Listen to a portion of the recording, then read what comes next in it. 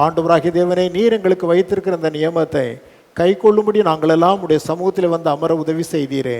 உமக்கு நன்றி செலுத்துகிறோம் ஆண்டவரே. இம்மட்டும் கர்த்தர் நீர் எங்களுக்கு கொடுத்த நல்ல ஜீவன் சுகம் பலத்திற்காக எங்கள் ஆண்டவருக்கு துதிகான மகிமை செலுத்துகின்றோம். தேவா, நாங்கள் கூடி வந்திருக்கிறதான இத்தருணத்தில் எங்கள் ஆண்டவருடைய திவ்ய சமூகம் எங்கள் மத்தியில் ஆண்டவரே பெருக்கமாய் காணப்பட வேண்டும் என்று ஜெபிக்கின்றோம். உம்முடைய சமூகத்தை, உம்முடைய பிரசன்னத்தை நாங்கள் அனுபவிக்கின்ற மக்களாக, ஆண்டவரே உம்முடைய பிரசன்னத்திலே களி கூறுகின்ற மக்களாக, சந்தோஷப்படுகிற மக்களாக கர்த்தருடைய சமூகத்தில் நாங்கள் காணப்படும்படி கர்த்தர் உதவி செய்யும். மகிழ்ச்சியோடே கர்த்தருக்கு ஆராதனை செய்து ஆனந்த சத்தத்தோடே அவர் சன்னதி முன் வாருங்கள் என்று வேத வாக்கியங்கள் சொல்லுகின்றனப்பா. அவருடைய பிரகாரத்தில் புகழ்ச்சியோடு ஆண்டவரே அவருடைய சமூகத்தில் நாங்கள் துதிகளோடு பிரவேசிக்க வேண்டும் என்பதாய் நாங்கள் அறிந்திருக்கிறோம். காரணம், எங்கள் கர்த்தர் நல்லவர், எங்கள் கர்த்தர் கிருபை மிகுந்தவர், எங்கள் கர்த்தர் நீதிபரர், எங்கள் கர்த்தர் நித்தியர், எங்கள் கர்த்தர் அன்புள்ளவர், எங்கள் கர்த்தர் பரிசுத்தராக இருக்கின்றீர். நீர் மாறாத தேவனாக இருக்கின்றீர் அப்பா. ஆகினால் உடைய சமூகத்தில் வந்திருக்கிற நாங்கள் ஆண்டவரே எங்கள் தேவனாகிய கர்த்தரை அதிகமாய் புகழ்ந்து ஆண்டவரே உம்முடைய நாமத்தை மகிமைப்படுத்தும்படி கர்த்தர் உதவி செய்யும். உம்மை மகிமைப்படுத்தும் எந்த ஒரு ஸ்தலத்திலும், உம்முடைய பெயரை பிரஸ்தாபப்படுத்துகிற எந்த ஒரு ஸ்தலத்திலும் கர்த்தர் நீர் வந்து அவர்களை ஆசீர்வதிப்பதாய் சொல்லி இருக்கிறீர். ஆண்டவரே, சகோதரர் ஒருமித்து கூடி வருகிற இடத்திலே தேவன் தம்முடைய ஆசீர்வாதத்தையும் ஜீவனையும் கட்டளையிடுகிறார் என்று சொல்லப்பட்டிருக்கிறது. உம்முடைய ஆசீர்வாதங்கள், உம்முடைய ஜீவன் எங்கள் மத்தியிலே ஊற்றப்படுவதாக இரட்சகரும் மீட்பருமாகிய இயேசு கிறிஸ்துவின் நாமத்தில் ஜெபிக்கின்றோம் எங்கள் பரிசுத்தமுள்ள நல்ல பிதாவே. அல்லேலூயா, அல்லேலூயா, அல்லேலூயா.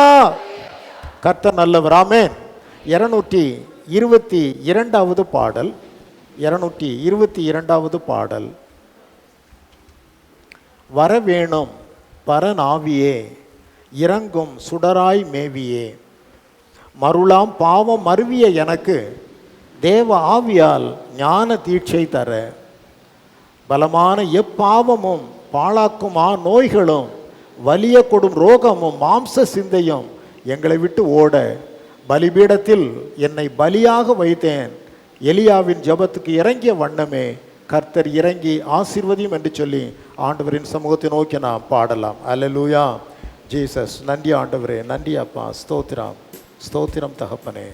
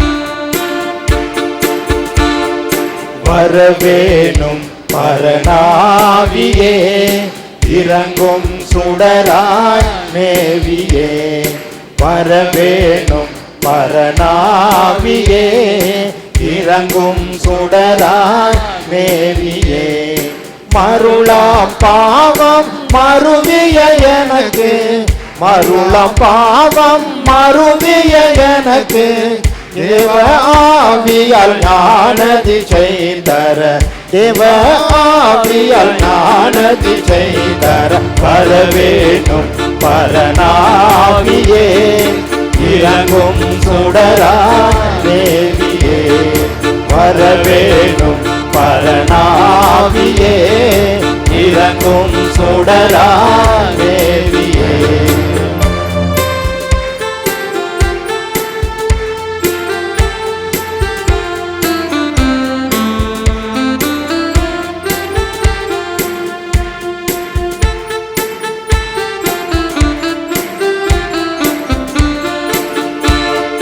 பலமான பாவமும் பாழாக்கும் நோய்களும் வலிய கொடும் ரோகமும் மாம்ச சிந்தை ஓடுமே, பலமான எப்பாவமும் பாழாக்குமா நோய்களும் வலிய கொடுரோகமும் மாம்ச சிந்தை ஓடுமே. பலிபீடத்தில் என்னை பலியாக வைத்தேன், பலிபீடத்தில் என்னை பலியாக வைத்தேன். எலியாவின் ஜெபத்துக்கு இறங்கிய வண்ணமே, எலியாவின் ஜெபத்துக்கு இறங்கிய வண்ணமே. வரவேணும் பரநாவியே, இறங்கும் சுடராவேவியே. வரவேணும் பரநாவியே, இறங்கும் சுடராவேவியே.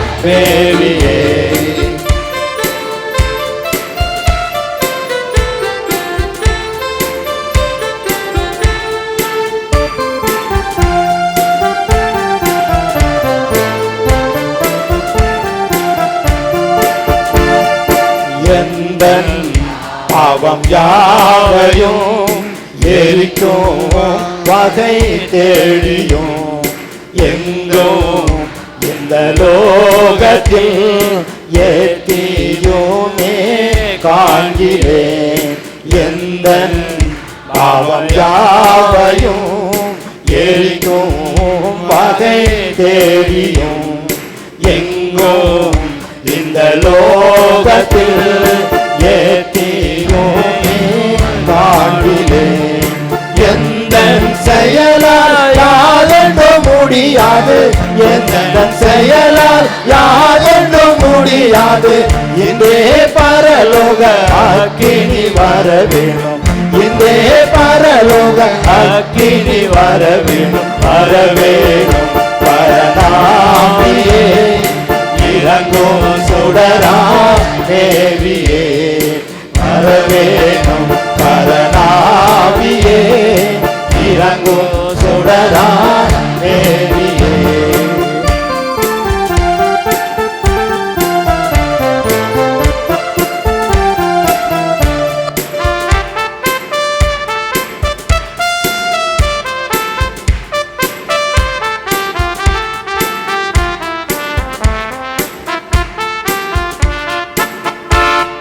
குடிகொள் எந்த பாவமும் அடியோரே தோலைந்திடும். தடுத்தான் கொள்ளும் தோஷமும் சாம்பலாக செய்திடும். குடிகொள் எந்த பாவமும் அடியோரே தோலைந்திடும். தடுத்தாள் கொள்ளும் தோஷமும் சாம்பலாக செய்திடும். படிமிசை காற்றும் பறந்தோடும் சாம்பல் போல், படிமிசை காற்றும் பறந்தோடும் சாம்பல் போல். அடியேன் இயேசுவுக்கு அனுதினம் பணி செய்ய, அடியேன் இயேசுவுக்கு அனுதினம் பணி செய்ய. வரவேணும் பரநாவியே, இறங்கும் சுடராவேவியே.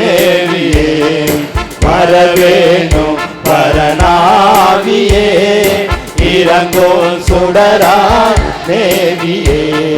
குடிகொள் எந்த பாவமும் அடியோரே தொலைந்திடும். தடுத்தாள் கொள்ளும் தோஷமும் சாம்பலாக செய்திடும். குடிகொள் எந்த பாவமும் அடியோரே தொலைந்திடும். தடுத்தாள் கொள்ளும் தோஷமும் சாம்பலாக செய்திடும். படிமிசை காற்றுக்கு பறந்தோடும் சாம்பல் போல், படிமிசை காற்றுக்கு பறந்தோடும் சாம்பல் போல். அடியேன் இயேசுவுக்கு அனுதினம் பணி செய்ய, அடியேன் இயேசுவுக்கு அனுதினம் பணி செய்ய.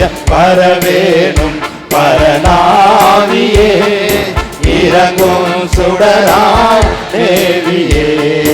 வரவேணும் பரநாவியே, இறங்கும் சுடராய் மேவியே மருளாம் பாவம் மருவிய எனக்கு மருளாம் பாவம் மருவிய எனக்கு தேவ ஆவிய ஞானதி செய்தர தேவ ஆவிய ஞானதி செய்தர வரவேணும் பரநாவியே இறங்கும் சுடராய் மேவியே வரவேணும் பரநாவியே இறங்கும் சுடராய் மேவியே. ஹல்லேலூயா ஹல்லேலூயா ஹல்லேலூயா. நம்மிலே காணப்படுகிற எந்த பாவத்தையும் நீக்கும் ஆற்றலும் வல்லமையும் ஆண்டவர் இயேசு கிறிஸ்துவின் ரத்தத்திற்கு மாத்திரமே உண்டு. இயேசு கிறிஸ்துவின் ரத்தம் நம்முடைய சகல பாவங்களை நீக்கி நம்மை சுத்திகரிக்கும். அல்லேலூயா. 1 கொரிந்தியர் 6:11 சொல்லப்பட்டிருக்கிறது போல தேவ ஆவியினாலே நாம் கழுவப்படுகிறோம் என்று எழுதப்பட்டிருக்கிறது. ரோமர் 15:15 புறஜாதியார் ஆகிய பலி பரிசுத்த ஆவியினாலே பரிசுத்தமாக்கப்படுகிறது என்பதாக எழுதப்பட்டிருக்கிறது. ஆகவே இயேசு கிறிஸ்துவினுடைய ரத்தம் நம்முடைய ஜன்ம பாவத்தை நம்மை விட்டு நீக்கி நம்மை சுத்திகரித்து ஆவியானுடைய கரத்திலே ஒப்படைத்திருக்கிறது.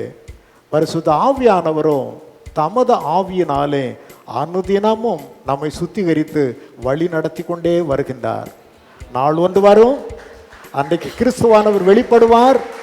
அன்றைக்கு ஆவியானவர் நம்மை மறுரூபப்படுத்தி குமாரனாகிய கிறிஸ்துவனுடைய கரத்திலே கொண்டு போய் ஒப்படைக்கும் நிகழ்வு எதிர்பார்த்து காத்து கொண்டிருக்கிறோம். அல்லேலூயா. இயேசு கிறிஸ்து நம்முடைய இரட்சகர் வருவதற்கு எதிர்பார்த்து கொண்டிருக்கிறோம் என்று எழுதப்பட்டிருக்கிறது. அல்லேலூயா. ஜீவன் உள்ள நாட்கள் எல்லாம் என்கிற பாடல் 228வது பாடல். ஜீவன் உள்ள நாட்கள் எல்லாம் இயேசுவுக்காய் வாழ்வோம். இருப்பது ஒரு வாழ்வு, அதை அவருக்கே கொடுத்திடுவோம். அல்லேலூயா அல்லேலூயா. ஆம் என்று சொல்லுவர்கள் மாத்திரம் அல்லேலூயா சொல்லுங்க பார்க்கலாம். இருப்பது ஒரு வாழ்வு, அதை அவருக்கே கொடுத்திடுவோம். 4 சுவத்துக்குள்ள தான் ஆம் என்று சொல்லுகிறோம். ஆனால் இந்த சுவரை விட்டு வெளியே போய்விட்டால் இல்லை என்று ஆகிவிடுகிறது. அப்படித்தானா? நிறைய சமயத்தில் சர்ச்சுக்குள்ளே வரும்போது ஆம் ஆமேன் என்று சொல்லுவோம். சபை விட்டு வெளியே போயிட்டா கிறிஸ்துவை அப்படியே கொஞ்சம் ஒதுக்கி வைத்து விட்டு வழியெல்லாம் நடந்து விட்டு ஞாயிற்றுக்கிழமை உள்ளே வரும்போது கிறிஸ்துவை எடுத்து இருதயத்துக்குள்ளே வைத்து கொண்டு வந்து சேரில் அமர்ந்து விடுவோம். ரைட்? உண்மைதானா? அப்படித்தானா? நிறையா சமயத்தில் நம்ம அப்படி தான் செஞ்சிட்ருக்கிறோம். பாடினவர் பாடுகின்றார், இருப்பது ஒரு வாழ்வு, அதை அவருக்கே கொடுத்திடுவோம். இங்கேயும் அவருக்கு தான், வெளியேயும் அவருக்கு தான். அல்லேலூயா. வாழ்ந்திடுவோம், நாம் வாழ்ந்திடுவோம், இயேசுவுக்காக வாழ்ந்திடுவோம். எல்லாம் சேர்ந்து பாட போகின்றோம். Thank you Lord Jesus.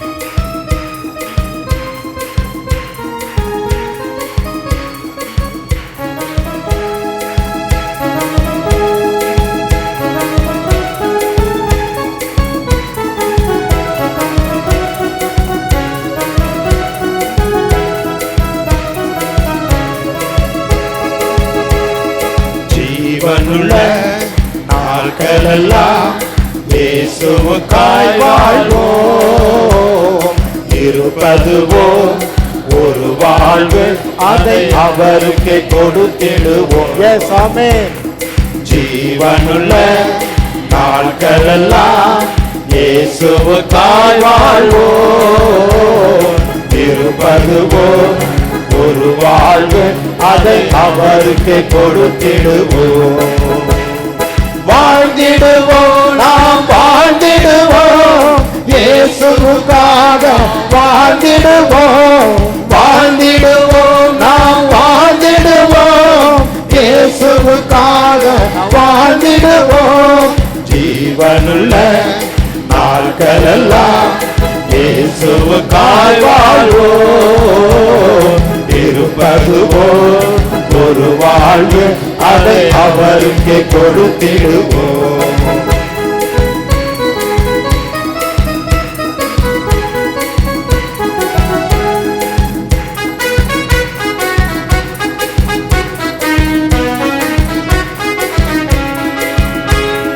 இயேசுவும் தனக்காய் வாழாமல் அவர் நமக்காய் தானே வாழ்ந்தாரே.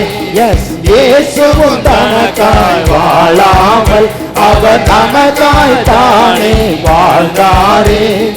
உயிரையும் கூட நமக்கு தந்தாரே. இதற்கு பதிலாய் என்ன செய்வோமே? நாம் வாழ்ந்திடுவோம், இயேசுவுக்காய் ஜீவனுள்ள நாட்களெல்லாம் இயேசுவுக்காய் வாழ்வோம்.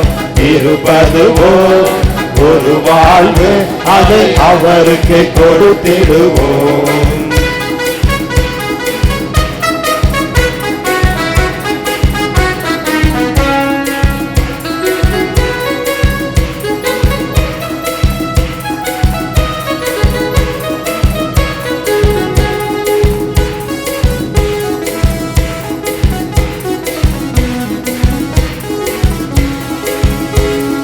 ஊழியம் செய்வது பாக்கியமே, அதன் பலனோ இன்று நாம் அறியோமே. ஊழியம் செய்வது பாக்கியமே, அதன் பலனோ இன்று நாம் அறியோமே.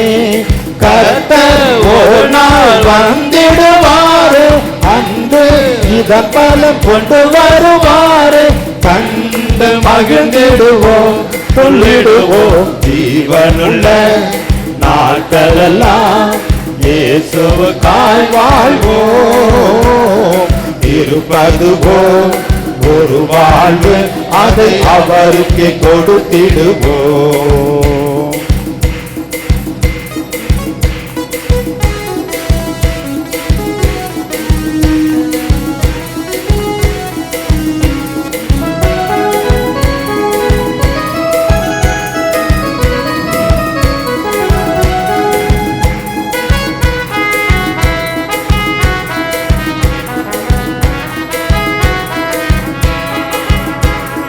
யாரோ செய்யட்டும் எனக்கு என்ன, நான் நலமாயிருந்தால் அது போதும். யாரோ செய்யட்டும் எனக்கு என்ன, நான் நலமாயிருந்தால் அது போதும். எங்கே சுயமாய் வாழ்வதினாலே பின்னால் நீயும் வருந்திடுவாயே என்று உணர்வாயே. என் தேவா ஜீவனுள்ள நாட்களெல்லாம் இயேசுவுக்காய் வாழ்வோம். இருப்பதுவோ ஒரு வாழ்வு, அதை அவருக்கு கொடுத்திடுவோம்.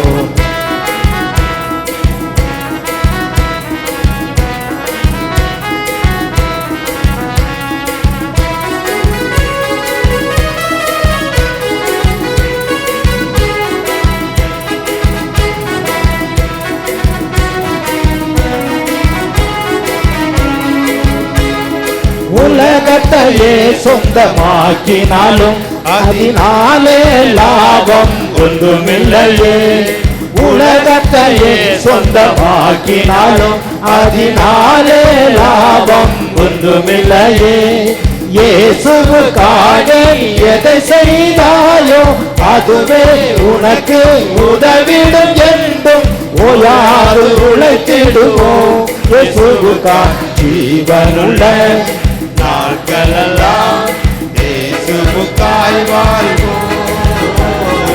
இருப்பதுவோ ஒரு வாழ்வு, அதை அவருக்கு கொடுத்திடுவோம்.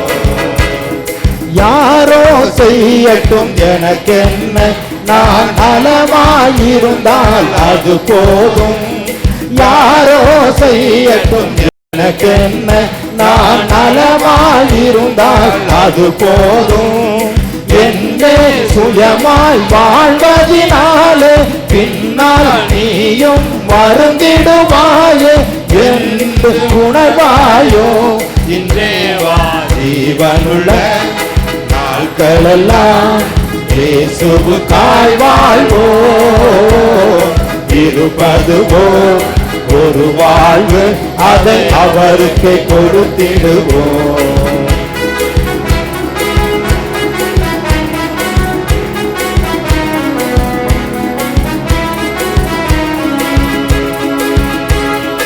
உலகத்தையே சொந்தமாக்கினாலும் அதனாலே லாபம் ஒன்றுமில்லையே. உலகத்தையே சொந்தமாக்கினாலும் அதனாலே லாபம் ஒன்றுமில்லையே. இயேசுவுக்காய் நீ எதை செய்தாயோ அதுவே உனக்கு உதவிடும் என்றும் ஓயாது உழைத்திடுவோம். இயேசுவுக்காய் ஜீவனுள்ள நாட்களெல்லாம் இயேசுவுக்காய் வாழ்வோம். இருப்பதுவோ ஒரு வாழ்வு, அதை அவருக்கு கொடுத்திடுவோம். ஜீவனுள்ள நாட்களெல்லாம் இயேசுவுக்காய் வாழ்வோம். இருப்பதுவோ ஒரு வாழ்வு, அதை அவருக்கு கொடுத்திடுவோம். வாழ்ந்திடுவோம், நாம் வாழ்ந்திடுவோம். இயேசுவுக்காக வாழ்ந்திடுவோம். வாழ்ந்திடுவோம், நாம் வாழ்ந்திடுவோம். இயேசுவுக்காக வாழ்ந்திடுவோம். ஜீவனுள்ள நாட்களெல்லாம் இயேசுவுக்காய் வாழ்வோம். இருப்பதுவோ ஒரு வாழ்வு, அதை அவருக்கு கொடுத்திடுவோம். நாட்களெல்லாம் இயேசுவுக்காய் வாழ்வோம். இருப்பதுவோ ஒரு வாழ்வு, அதை அவருக்கு கொடுத்திடுவோம். ஹல்லேலூயா, ஹல்லேலூயா, ஹல்லேலூயா. யெகோவா ஈரே. யெகோவா ஈரே என்றால் எல்லாவற்றையும் கர்த்தர் என்ன செய்வார்? பார்த்து கொள்வார். அல்லேலூயா. நம்முடைய வாழ்க்கையிலே எல்லாவற்றையும் நமக்காக கர்த்தர் பார்த்து கொள்வார். லாபமாய் தோன்றினாலும் நஷ்டமாய் தோன்றினாலும் கர்த்தர் நம்மோடு இருக்கிறார். அல்லேலூயா. லாபமாக தோன்றினாலும் நஷ்டமாக தோன்றினாலும், இழப்பது போல தோன்றினாலும் பெருகுவது போல தோன்றினாலும், எந்த சூழ்நிலையிலும் கர்த்தர் நம்மோடு இருக்கிறார். அல்லேலூயா. அத்திமரம் காய் காய்க்காமல் போனாலும் சரி, திராட்சை செடியில் பழம் இல்லாமல் போனாலும் சரி, ஆட்டு மந்தையில் முதலற்று போனாலும் சரி, எப்படிப்பட்ட ஒரு சூழ்நிலையிலும் நான் கர்த்தரை பாடுவேன். ஆமென். நான் கர்த்தரை பாடுவேன். ஒரு நாள் இழப்பது போல தோன்றும், அடுத்த நாள் அதை பெருக்கமாக கர்த்தர் மாற்றி தருவார். அவருடைய நோக்கம் எல்லாம் இழப்பிலும் என் பிள்ளைகள் என்னை நோக்கி பார்க்கணும், பெருக்கத்திலும் கர்த்தருடைய பிள்ளைகள் அவரை நோக்கி என்ன செய்ய வேண்டும்? பார்க்கணும். அப்பொழுது தேவனுடைய மனம் எத்தனையாய் நம் மீது பிரியப்படும். ஆகவேதான் சங்கீதக்காரர் சொன்னார், கர்த்தாவே உமக்கு பிரியமானதை செய்ய எனக்கு போதி தருளோம். அல்லேலூயா. நான் பாடுவோம். யெகோவா ஈரே, தந்தையாம் தெய்வம், நீர் மாத்திரம் போதும் எனக்கு. யெகோவா ராப்பா, சுகம் தரும் தெய்வம், உம் தழும்புகளால் குணமானோம்.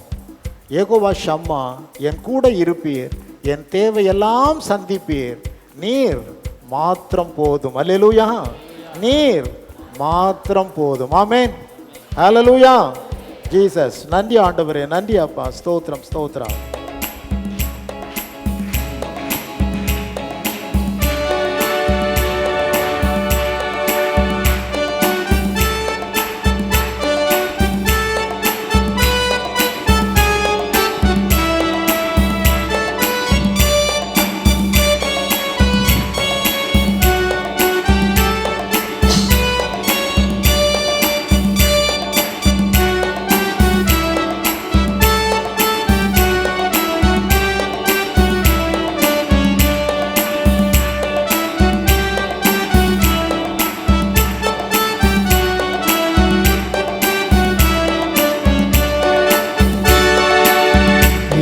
யெகோவாயீரே தந்தையாம் தெய்வம் நீ மாத்திரம் போதும் எனக்கு. யெகோவா ராப்பா சுகந்தரும் தெய்வம் உம்மும் தழும்புகளால் சுகமானோ. யெகோவா ஷம்மா என் கூட இருப்பி என் தேவையெல்லாம் சந்திப்பி. நீ மாத்திரம் போதும் நீ மாத்திரம் போதும் நீ மாத்திரம் போதும் எனக்கு. நீ மாத்திரம் போதும் நீ மாத்திரம் போதும் நீ மாத்திரம் போதும் எனக்கு. யெகோவா எலோகிம் சிருஷ்டிப்பின் தேவனே உம் வார்த்தையால் உருவாக்கினீ. யெகோவா பரிசுத்த உன்னத நீரே உம்மை போல் வேறு தேவனில்லை. யெகோவா ஷாலோம் உம் சமாதானம் தந்தீர் என் உள்ளத்தில். நீ மாத்திரம் போதும் நீ மாத்திரம் போதும் நீ மாத்திரம் போதும் எனக்கு. எல்லாம் சொல்லுமா? எஸ். நீ மாத்திரம் போதும் நீ மாத்திரம் போதும் நீ மாத்திரம் போதும் எனக்கு. இயேசுவே நீரே என் ஆத்மநேசன் என்னிலே வாழ அன்பு கூர்ந்தீ. என்னையே நீக்க தன்னையே தந்தீ உம் அன்பிற்கு இணையில்லையே. என் வாழ்நாள் முழுவதும் உமக்காக வாழ்வே. நீரே என்றென்றும் போதும் நீ மாத்திரம் போதும் நீ மாத்திரம் போதும் நீ மாத்திரம் போதும் எனக்கு. எழுதி பாடுவோமா? நீ மாத்திரம் போதும் நீ மாத்திரம் போதும் நீ மாத்திரம் போதும் எனக்கு. யெகோவா எலோகிம் சிருஷ்டிப்பின் தேவனே உம் வார்த்தையால் உருவாக்கினீ. யெகோவா பரிசுத்த உன்னத நீரே உம்மை போல் வேறு தேவனில்லை.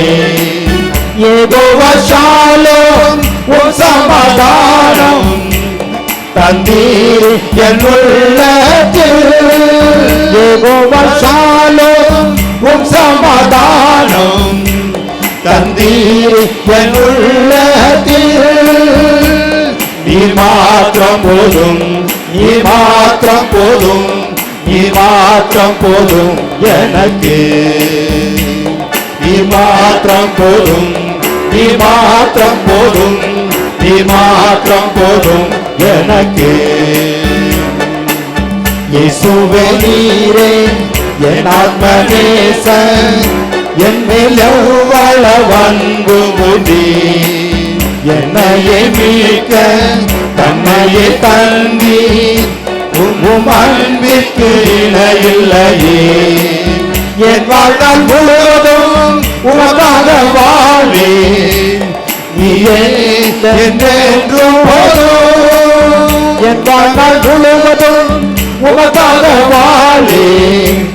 நீரே என்றென்றும் போதும் நீ மாத்திரம் போதும் நீ மாத்திரம் போதும் நீ மாத்திரம் போதும் எனக்கு. நீ மாத்திரம் போதும் நீ மாத்திரம் போதும் நீ மாத்திரம் போதும் எனக்கு. நீ மாத்திரம் போதும் நீ மாத்திரம் போதும் நீ மாத்திரம் போதும் எனக்கு.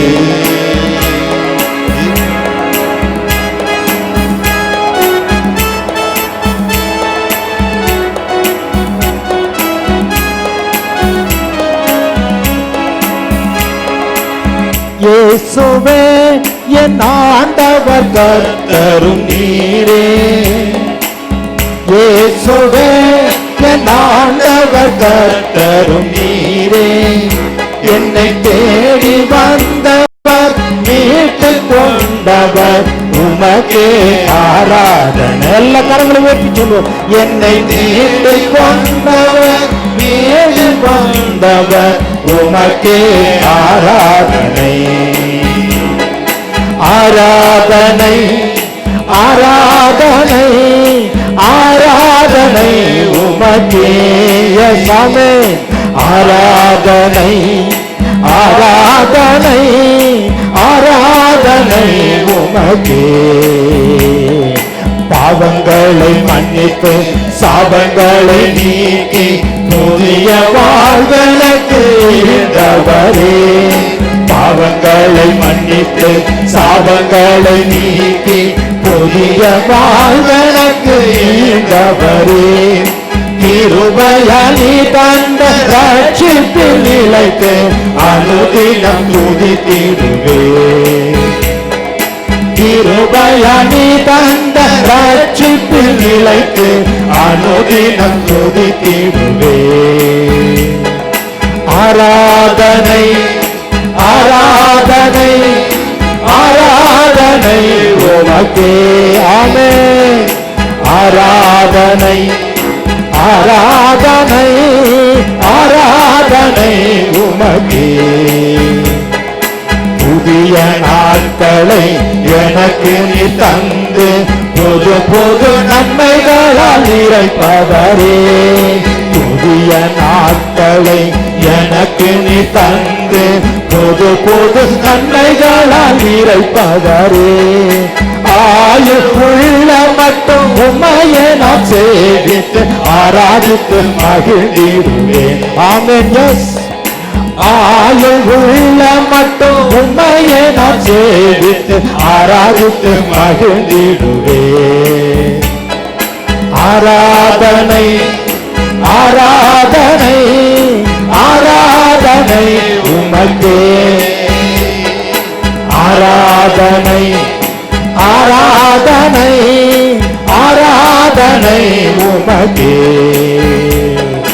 எப்போது வருவீர் உம்மிடம் சேர்ப்பேன் ஏங்குதையுள்ள மனுதினமும்.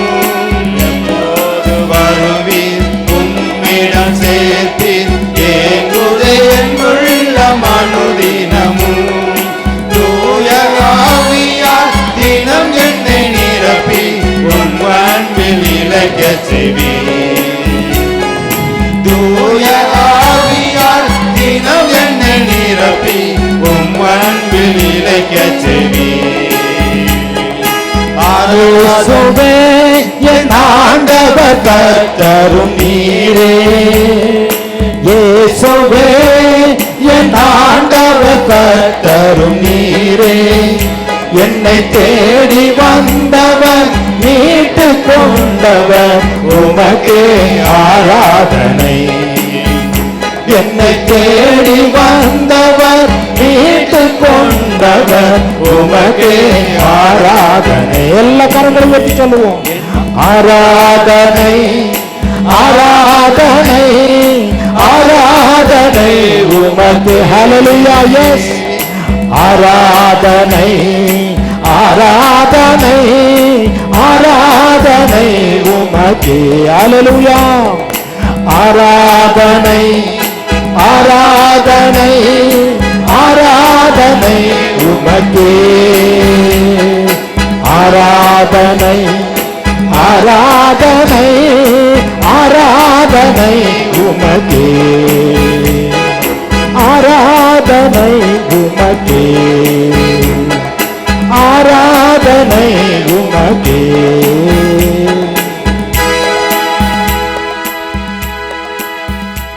கர்த்தர் நல்லவர்,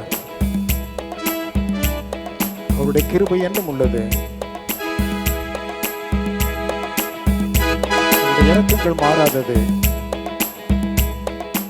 அவருடைய தயவுகள் மாறாதது. அவர் என்னென்றைக்கும் நம்மோடு கூடவே இருக்கின்றார். அவருடைய சமூகம் ஆனந்த பாக்கியம் உள்ளது. அவருடைய சமூகத்திலே நாம் வந்தவரை ஆராதிப்பது நமக்கு எத்தனை மகிழ்ச்சி.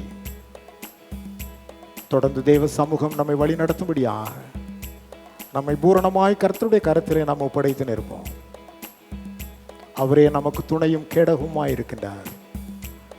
அவரே நமக்கு கன்மலையும் கோட்டையும் அரணமாக இருக்கின்றார். நாம் எப்பொழுதும் வந்தடையத்தக்க நல்ல கன்மலையாக இருக்கின்றவர் அவர்தான். இறைவா, எங்களுடைய அப்பிரயோஜனமான உதடுகளில் இருந்து பிறந்த அனைத்து துதி ஸ்தோத்திரங்களையும் ஆண்டவரே, எங்கள் ஆண்டவரும் இரட்சகருமாய் இயேசு கிறிஸ்துவின் நாமத்தில் தமக்கே நாங்கள் ஏறெடுக்கின்றோம். எங்கள் பரிசுத்தமுள்ள நல்ல பிதாவே. அல்லேலூயா, அல்லேலூயா, அல்லேலூயா. நாம் நீண்ட வண்ணமாக வேத பகுதி ஒன்றை வாசிக்கலாம். மத்தேயு எழுதின நற்செய்தி நூல் 13ஆம் அதிகாரம் வாக்கியங்கள் 47 முதல் 50 வரையிலும். மத்தேயு 13ஆம் அதிகாரம் 47 முதல் 50 வரையிலும் வாசிப்போம்.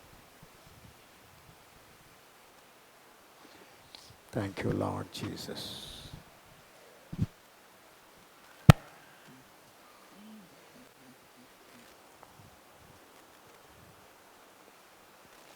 வாசிக்க வேண்டிய வேத பகுதி மத்தேயு 13ஆம் அதிகாரம் 47 முதல் 50 முடிய. அன்றியும் பரலோக ராஜ்யம் கடலிலே போடப்பட்டு சகலவிதமான மீன்களையும் சேர்த்து வாரிக்கொள்ளும் வலைக்கு ஒப்பாயிருக்கிறது. அது நிறைந்த போது அதை கரையிலே இழுத்து உட்கார்ந்து நல்லவைகளை கூடைகளில் சேர்த்து ஆகாதவைகளை எரிந்து போடுவார்கள். இப்படியே உலகத்தின் முடிவிலே நடக்கும். தேவதூதர்கள் புறப்பட்டு நீதிமான்களின் நடுவிலிருந்து பொல்லாதவர்களை பிரித்து அவர்களை அக்கினி சூழலிலே போடுவார்கள். அங்கே அழிகையும் பற்கடிப்பும் உண்டாயிருக்கும் என்றார். ஆமென். இல்லாமல் செய்வேன் என்று சொன்னோர் முன் இடம் கொள்ளாமல் பெருகச் செய்யும் தேவன்.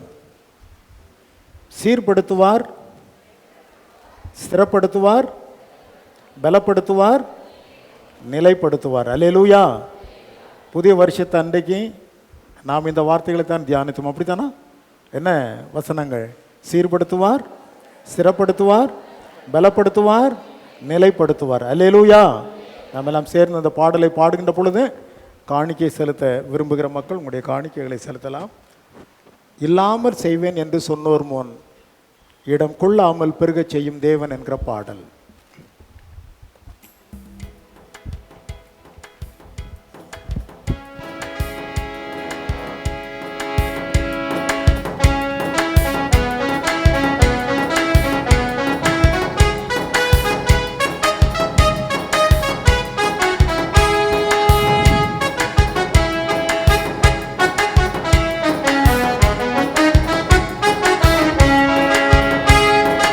இல்லாமல் செய்வேன் என்று சொன்னோர் முன் இடம் கொள்ளாமல் பெருகச் செய்யும் தேவன். இல்லாமல் செய்வேன் என்று சொன்னோர் முன் இடம் கொள்ளாமல் பெருகச் செய்யும் தேவன். சீராகும் வாய்ப்பில்லா உன் வாழ்வை சீராக மாற்றிட வருவாரே. சீராகும் வாய்ப்பில்லா உன் வாழ்வை சீராக மாற்றிட வருவாரே. சீர்படுத்துவார், ஸ்திரப்படுத்துவார், பலப்படுத்தி நிலை நிறுத்துவார். உன்னை சீர்படுத்துவார், ஸ்திரப்படுத்துவார், பலப்படுத்தி நிலை நிறுத்துவார். உன்னை பலப்படுத்தி நிலை நிறுத்துவார். உன்னை பலப்படுத்தி நிலை நிறுத்துவார்.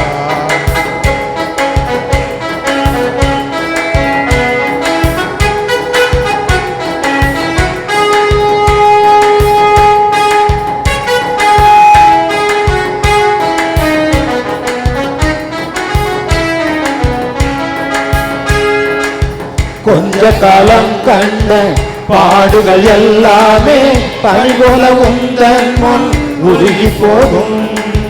கொஞ்ச காலம் கண்ட பாடுகள் எல்லாமே பனி போல உந்தன் முன் உருகி போகும். கஷ்டங்கள் நஷ்டங்கள் எல்லாமே மாறும். உன் கஷ்டங்கள் நஷ்டங்கள் எல்லாமே மாறும். புது நன்மைகள் உன்னை சேரும். புது நன்மைகள் உன்னை சேரும். சீர்படுத்துவார், சீர்படுத்துவார், பலப்படுத்தி நிலைநிறுத்துவார். உன்னை சீர்படுத்துவார், ஸ்திரப்படுத்துவார், பலப்படுத்தி நிலைநிறுத்துவார். உன்னை பலப்படுத்தி நிலைநிறுத்துவார், உன்னை பலப்படுத்தி நிலைநிறுத்துவார்.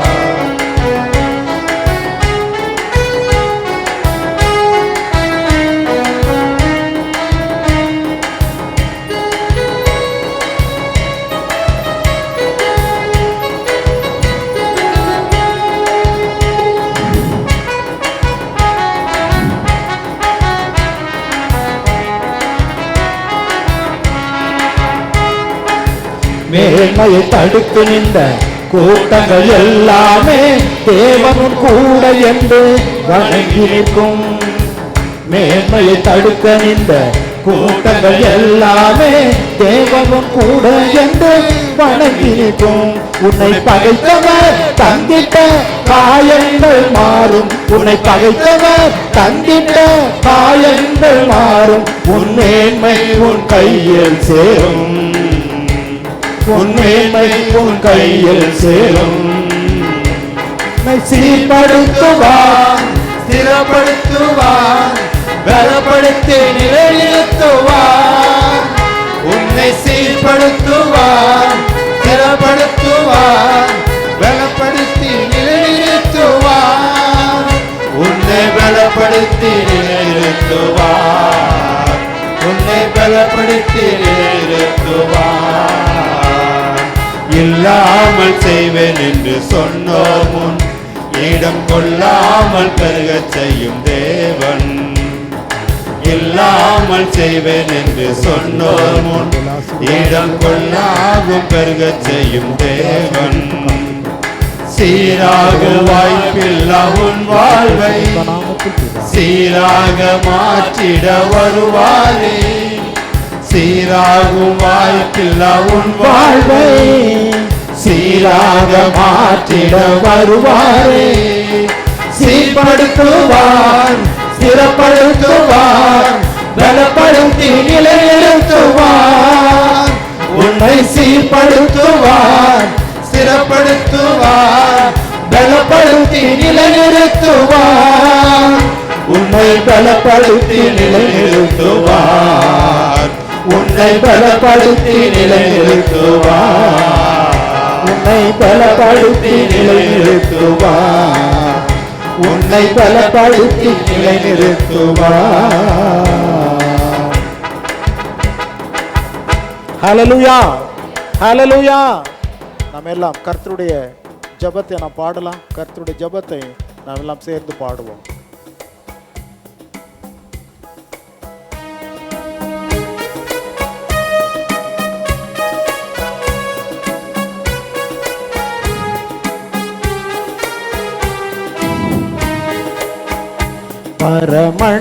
பரமண்டலங்களில் வீற்றிருக்கும் பரமபிதாவே என்னாலும் பரிசுத்தப்படுக உம் நாமம். பரிவுடன் வருக உம் ராஜ்யம்.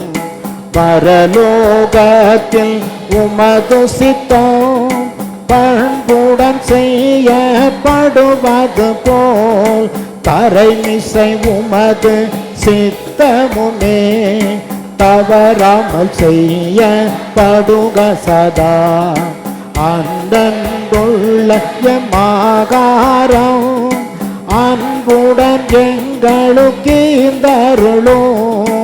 நந்தயலார் கடன் யாம் மன்னிக்கும், நன்னயம் போல் எம் பிழை மன்னியும்.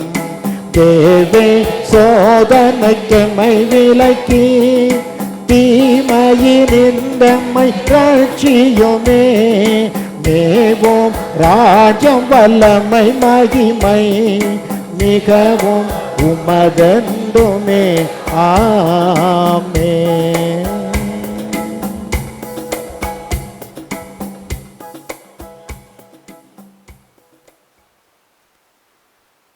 மகா கிருபையும்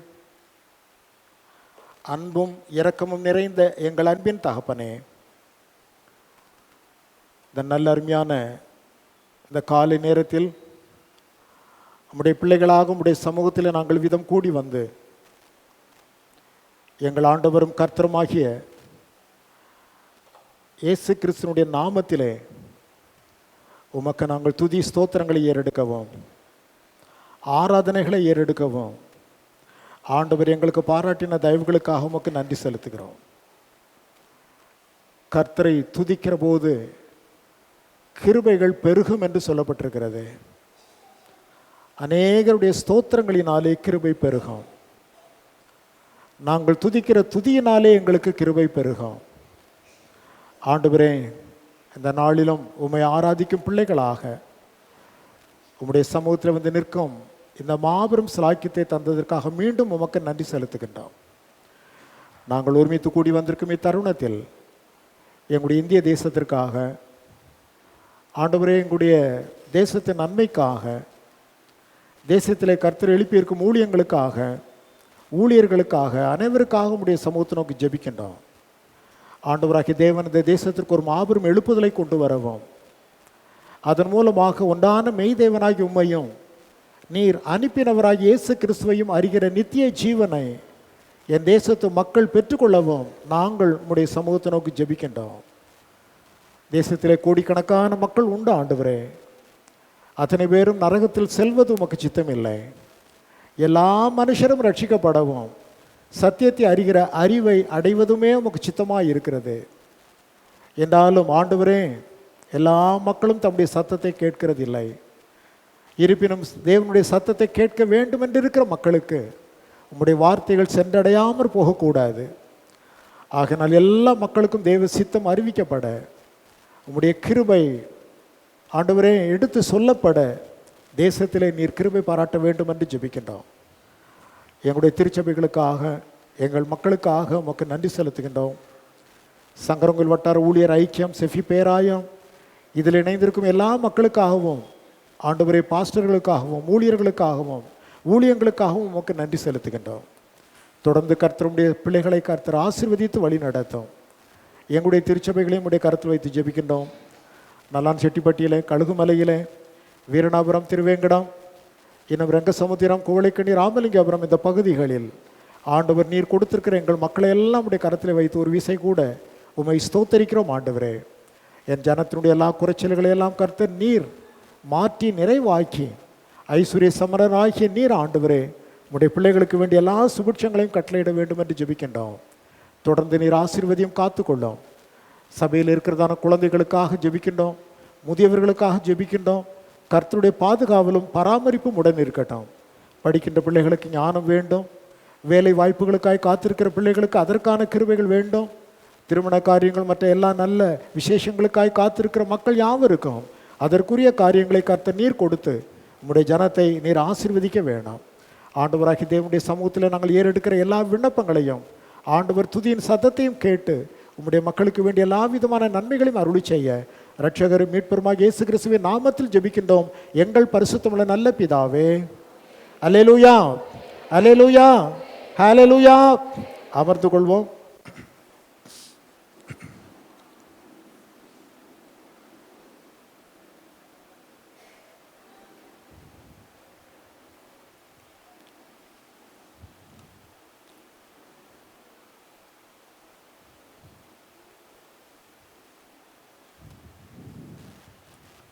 அறிவிப்புகள், வழக்கமான சில அறிவிப்புகள். திங்கட்கிழமை இங்கே பெண்கள் ஜெபம் நடைபெறும்.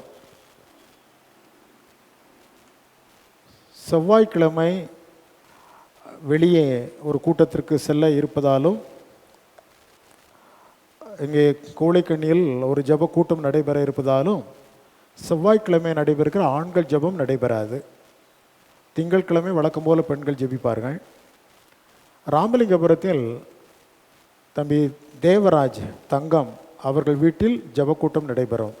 வருகிற புதன்கிழமை ராமலிங்கபுரத்தில் தேவராஜ் வீட்டில் ஜெபக்கூட்டம் நடைபெறும். வியாழக்கிழமை வழக்கம் போல் இங்கே வேத பாட வகுப்பு உண்டு. ஏற்கனவே சின்ன பிள்ளைங்கள்ட்டெல்லாம் அந்த விஸ்வவாணி அமைப்பின் உண்டியல்கள் கொடுக்கப்பட்டிருக்கிறது. அதை நீங்கள் அடுத்த வாரம் வரும்பொழுது கொண்டு வாருங்கள். ஆராதனை முடிந்த பின்பு அதில் இருக்கிற காசுகளை எடுத்துவிட்டு உங்களிடத்தில் மீண்டும் கொடுப்பாருங்க. ஆகையினால் அடுத்த வாரம் வரும்போது அந்த உண்டியல் பெட்டிகளை நீங்கள் கையோடு கொண்டு வரவும் உங்களை கேட்டுக்கொள்கிறேன். வருகின்ற செவ்வாய்க்கிழமை 27ஆம் தேதி கிரேஸ் மேரி மகேஷ் அவர்கள் வீட்டில் வீட்டு கூட்டம் நடைபெற இருக்கிறது. கிரேஸ் மேரி மகேஷ் வீட்டில் வீட்டு கூட்டம் நடைபெற இருக்கிறது குவளைக்கண்ணியில். 27ஆம் தேதி செவ்வாய்க்கிழமை. டைமில் மாத்திரம் கொஞ்சம் மாற்றம். இரவு வழக்கமாக 7 மணிக்கு கூடுவதற்கு பதிலாக 8 மணிக்கு கூடுவோம். நாங்கள் திருச்சியிலேருந்து வரணும், வந்து கூட்டத்தை நடத்த வேண்டும். ஆகையினால் 1 மணி நேரம் தாமதமாக கூட்டம் ஆரம்பிக்கப்படும். 8 மணிக்கு விசுவாச மக்கள் அங்கே கூடும்படி உங்களை அன்புடன் கேட்டுக்கொள்கிறேன். இப்பொழுதும் குவளைக்கண்ணியில் இருக்கிற வள்ளி அவர்களுக்கு உடல்நிலை சரியில்லை, ஜெபிக்கும்படி கேட்கப்பட்டிருக்கின்றோம். ஜெபிக்கலாம். கிருபையும் இரக்கமும் அன்பும் நிறைந்த எங்கள் தகப்பனே, இந்த வேளையிலும் குவளைக்கண்ணியில் இருக்கிறதான வள்ளி அவர்களுக்காக நாங்கள் ஜெபிக்கிறோம்ப்பா. அவருடைய சரீரத்திலே காணப்படுகிறதான பிரச்சனைகள் என்ன என்பதை ஆண்டவராகிய தேவன் அல்லவோ அறிந்திருக்கிறீர். நீர் உம்முடைய மகளுக்கு வேண்டிய பூரணமான சுகத்தை, பலனை, ஆரோக்கியத்தை கட்டளையிட வேண்டும் என்று சபையாக எங்கள் ஆண்டவரும் கர்த்தருமாகிய இயேசு கிறிஸ்துவின் நாமத்தில் ஜெபிக்கின்றோம் எங்கள் பரிசுத்தமுள்ள நல்ல பிதாவே. ஆமேன், ஆமேன். இப்பொழுதும் நம் மத்தியிலே சகோதரி உஷா அவர்கள் ஒரு சாட்சி ஒன்றை அறிவிப்பார்கள். அதை தொடர்ந்து நாம் கர்த்தருடைய வார்த்தைகளை தியானிக்கலாம். சகோதரி உஷா அவர்கள் சாட்சி சொல்லும்படி அழைக்கின்றேன்.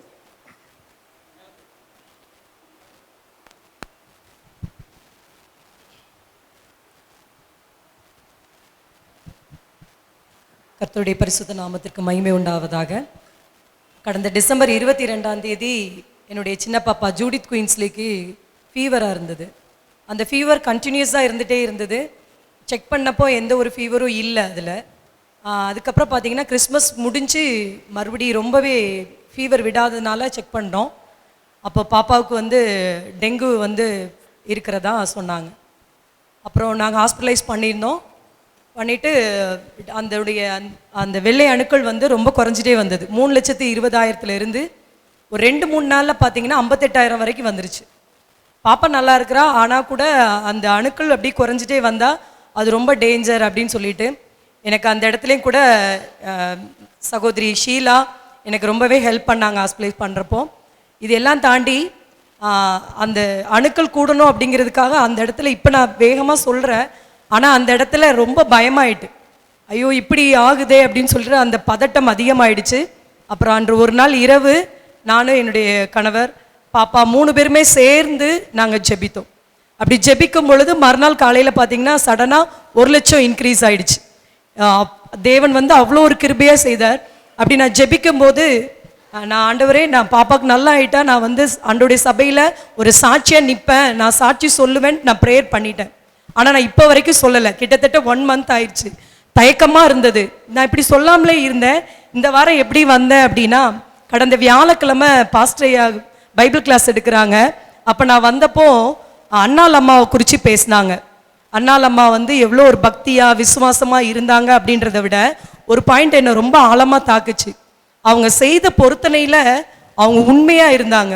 அந்த பொருத்தனையினால் அவங்க ஒரு தாயாக இருந்தும் கூட ஒரு சிறு குழந்தையே விட்டு பிரியறதுக்கு எவ்வளோ கஷ்டமாக இருக்கும் அந்த தாய்க்கு. ஆனால் கூட கர்த்தருக்கென்று அவங்க அர்ப்பணித்து சபையில் கொண்டு விட்டாங்க. அவ்வளோ பெரிய காரியத்தையே ஒரு தாய் செய்யும்போது ஒரு சிறிய சாட்சி சொல்கிறதுக்கு நம்ம இவ்வளோ தயங்கிட்டு இருக்கோமேன்னு எனக்கு அன்னைக்கு ரொம்ப உறுத்தப்பட்டேன். அதனால் இந்த வாரம் கண்டிப்பாக சொல்லணும்னு சொல்லி நான் ஒரு வைராக்கியத்தோடு வந்தேன்.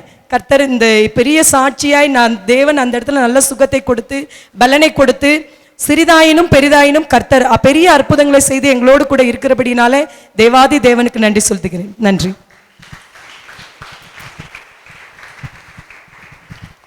கிருபை நிறைந்த அன்பின் தகப்பனே, இப்பொழுதும் சொல்ல கேட்டதான சாட்சிக்காக உமக்கு நன்றி அப்பா.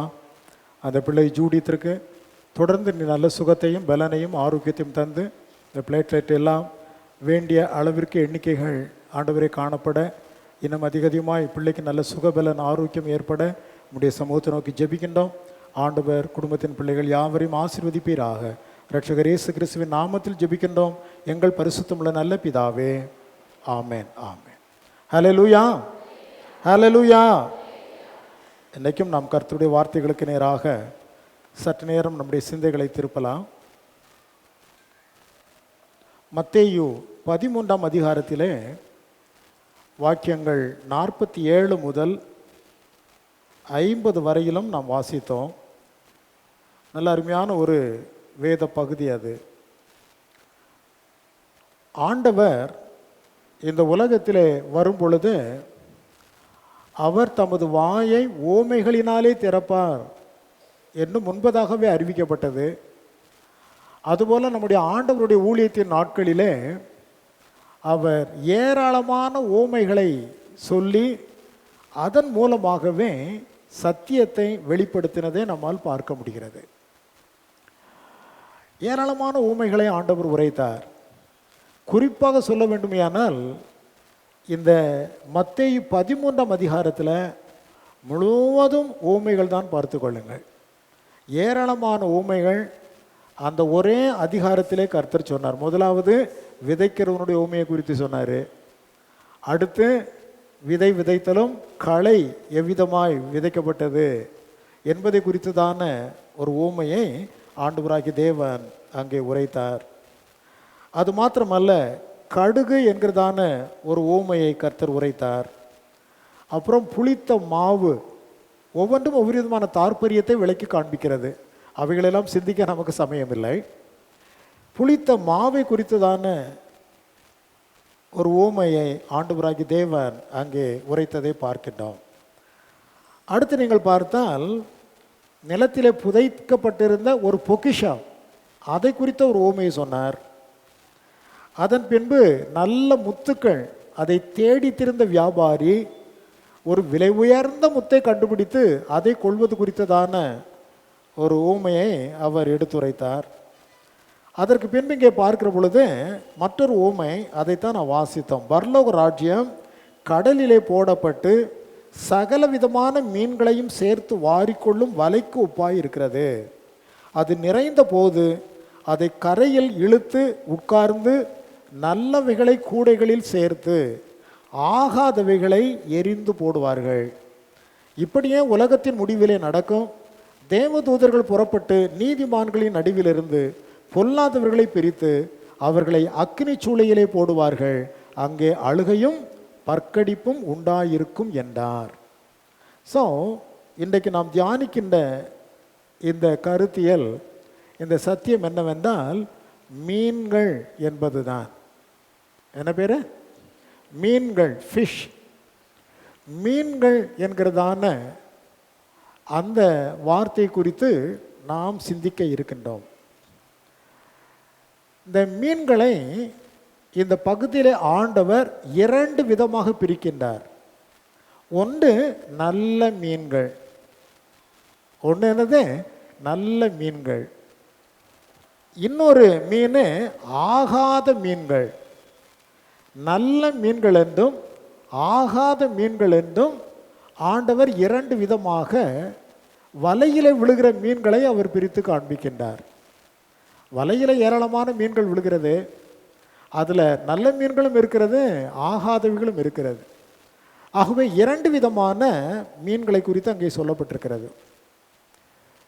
மீன்கள், அதை பற்றி வேதம் சொல்லுகிறது. அதுக்கு நமக்கும் என்னங்க என்று கேட்டால், ஆண்டவர் இந்த மீன்களை மனிதருக்கு ஒப்பாகவே பேசியிருக்கின்றார். நான் ஏற்கனவே சொன்னேன், மண் அது எவ்விதமாக மனிதனுக்கு ஒப்பனையாய் காணப்படுகிறது, கற்கள் அது எவ்விதமாய் மனிதனுக்கு ஒப்பனையாய் காணப்படுகிறது. வேதத்தில் நிறைய பொருட்கள் பார்த்து கொள்ளுங்கள், அவைகளெல்லாம் மனிதனுக்கு ஒப்பனையாகவே சொல்லப்பட்டிருக்கிறது. அதுபோல இங்கே மீன்களும் மனிதனுக்கு ஓமையாக சொல்லப்பட்டிருக்கிறது. நாகும் தீர்க்கதரிசியின் புஸ்தகத்திலே, ஆபகுக் தீர்க்கதரிசியின் புஸ்தகத்தில், நாகுமுக்கு அடுத்து ஆபகுக்,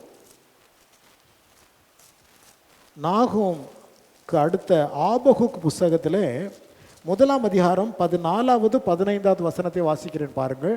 ஆபகுக் 1:14-15, மனுஷரை சமுத்திரத்து மச்சங்களுக்கும் அதிகாரி இல்லாத ஊர்வனவற்றிற்கும் சமானமாக்குகிறது என்ன? ஆண்டவரே, மச்சங்களையும் மீன்களையும் மனிதர்களையும் நீர் சமப்படுத்தி பேசுகிறது என்ன? தீர்க்கதரிசி கேட்கிறார். அப்போ வேதத்தில் மீன்களுக்கு சமானமாக, ஓமையாக, மனிதர்களுக்கு ஊமையாக மீன்கள் சொல்லப்பட்டிருக்கிறது என்பதை ஆபகுக் தீர்க்கதரிசி நமக்கு எடுத்து காண்பிக்கின்றார்.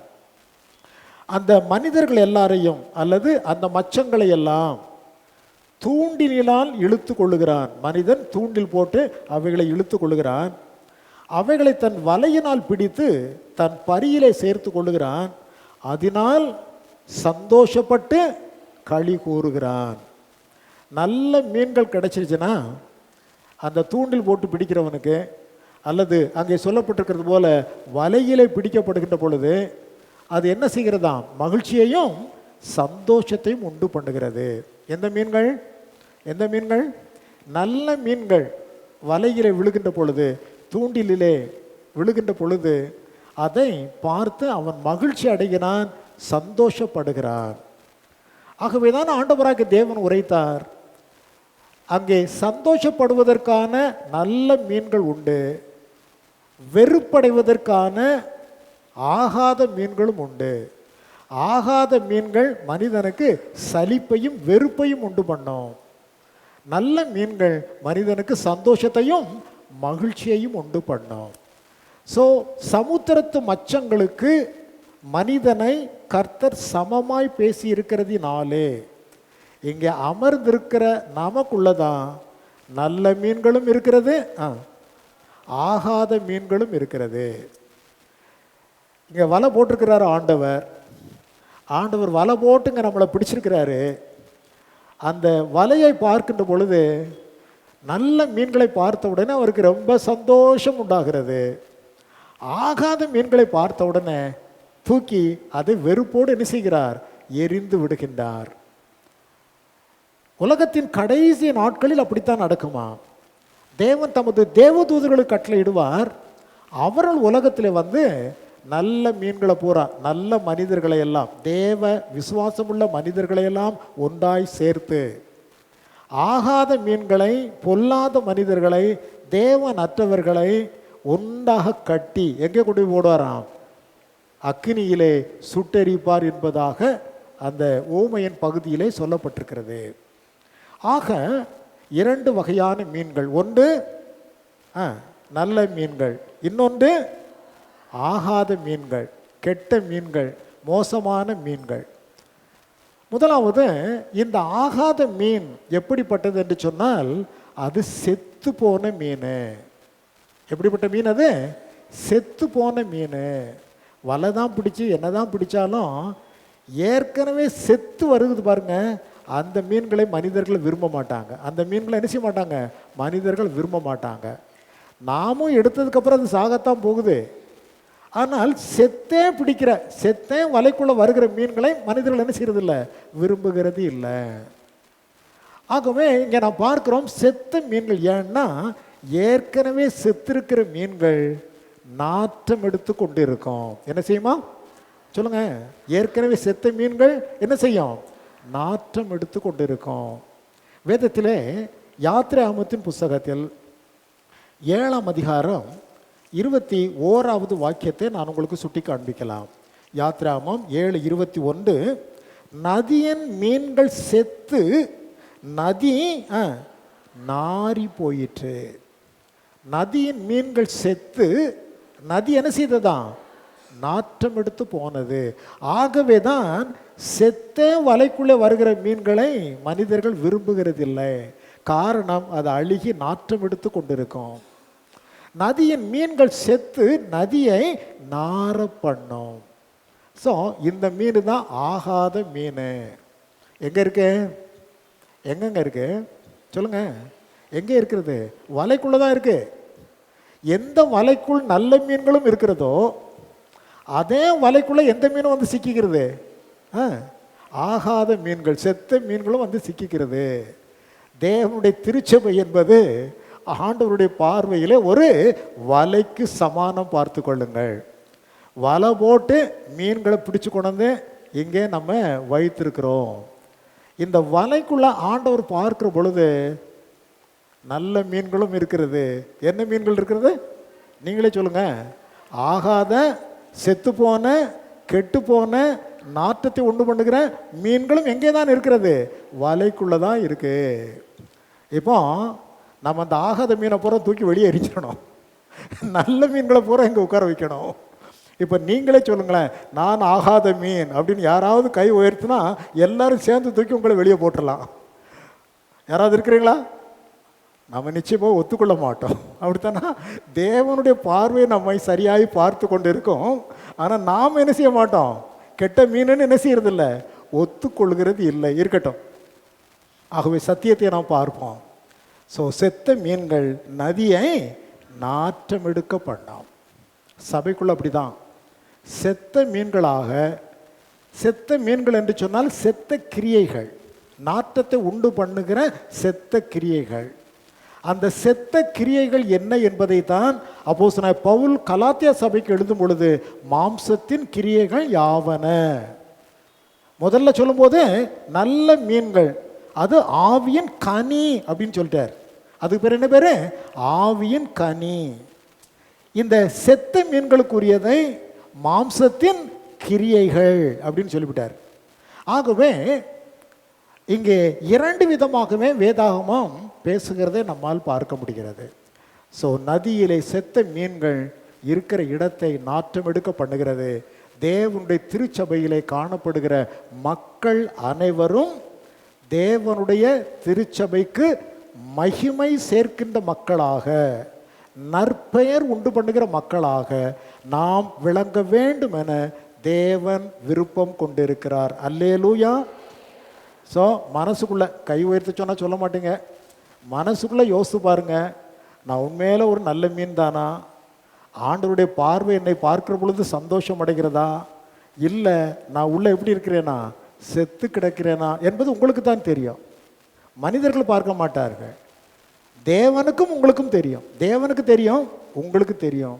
ஆகவே நாம் ஆகாத மீன்களாக அல்ல, செத்த கிரியைகளை உடைய மாம்சத்தின் கிரியைகளை வெளிப்படுத்துகின்ற அந்த மீன்களாக இல்லை, நாம் நல்ல மீன்களாக, ஆவியின் கனி நிறைந்த மீன்களாக நாம் விளங்க வேண்டும் என கர்த்தராகிய தேவன் விரும்புகிறார். அந்த மீன்களை பார்க்கின்ற பொழுது என்ன உண்டாகிறதா? மகிழ்ச்சியும் சந்தோஷமும் உண்டாகிறது. அந்த வலையிலே பிடிக்கப்பட்ட அந்த மீன்களை அவர்கள் எடுக்கின்ற பொழுது அங்கே மகிழ்ச்சியும் என்ன உண்டாகிறது?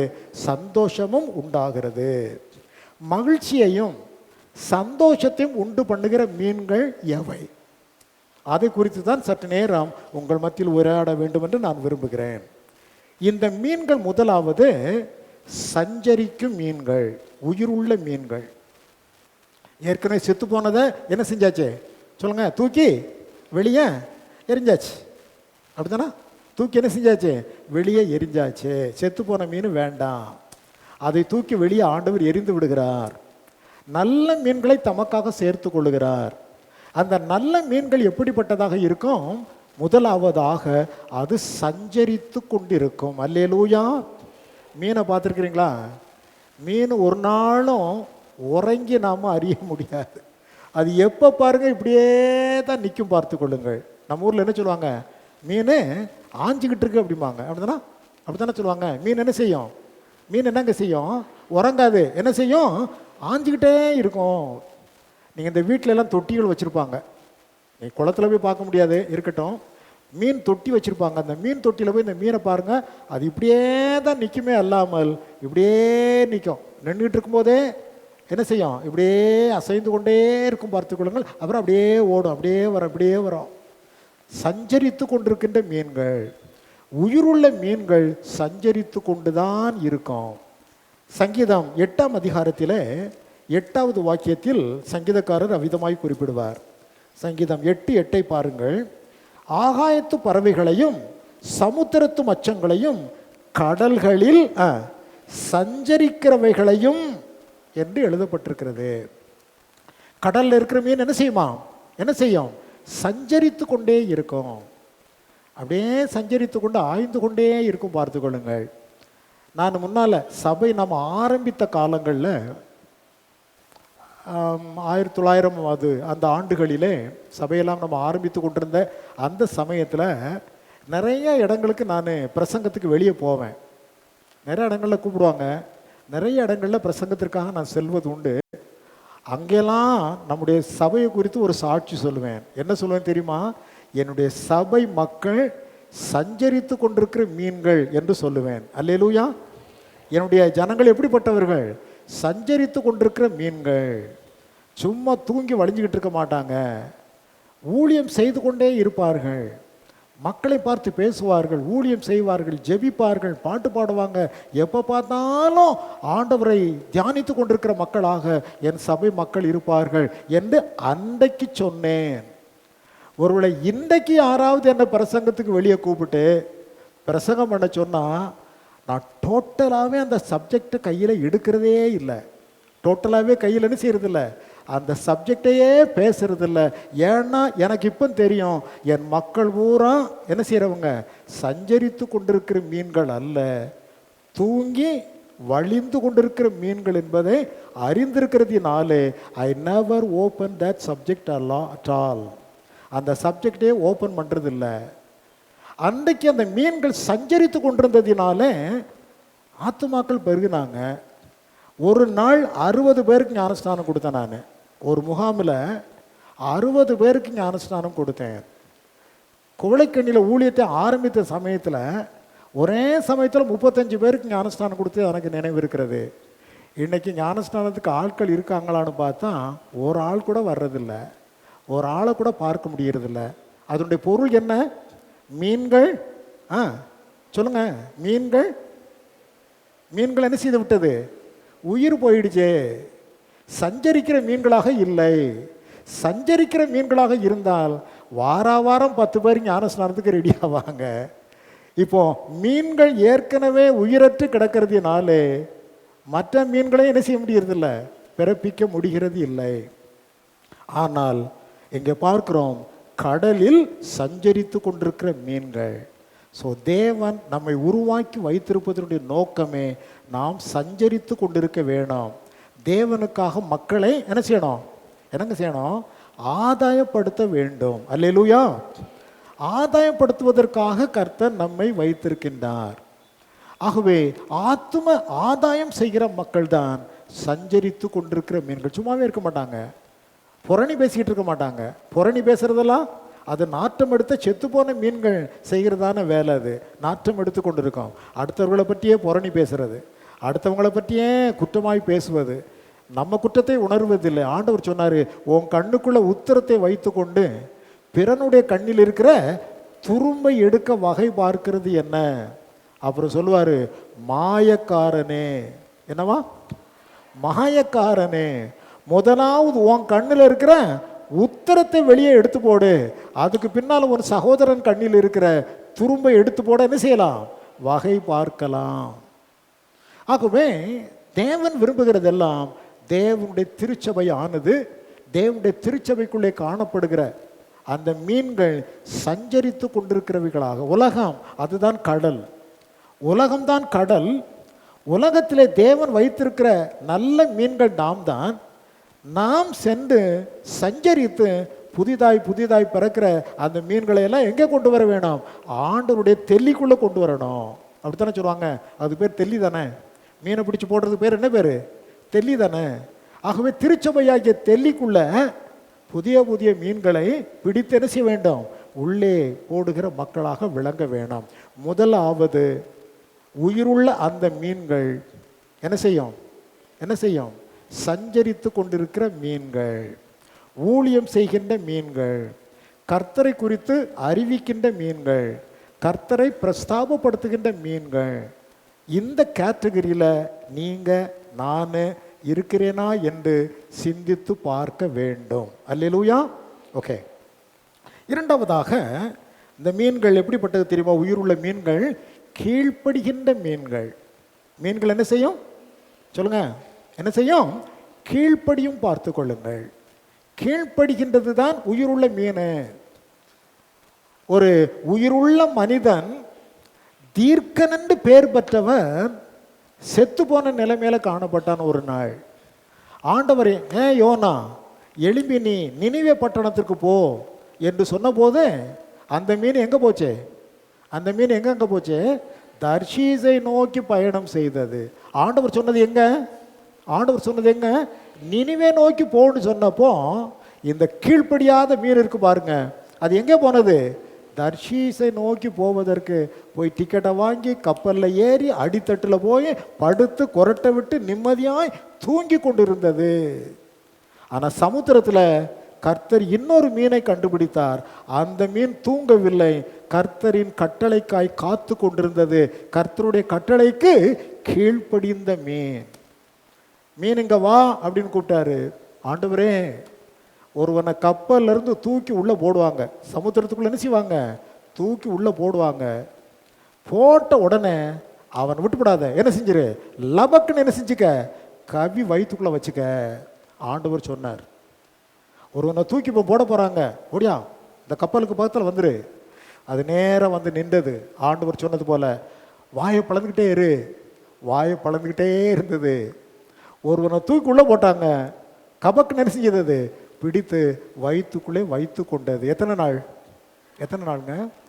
3 நாள். எவ்வளோ கஷ்டம். இப்போ அந்த சப்ஜெக்டுக்குள்ளே நம்ம போக வேண்டாம். 4 மணி நேரத்தில் நம்ம சாப்பிட்ட சாப்பாடு ஜெரிக்கலைன்னா, ஜீரணமாகலைன்னா வயிற்று வலி வந்துடும்.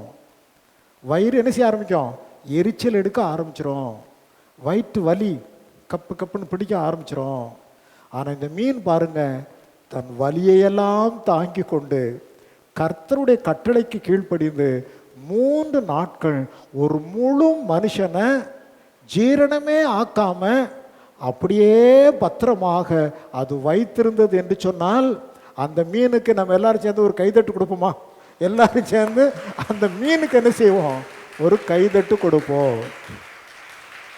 ஏன்னா உயிருள்ள தீர்க்கன் என்று பெயர் பெற்ற அந்த மீன் அங்கே உறங்கிட்டு கிடக்கு.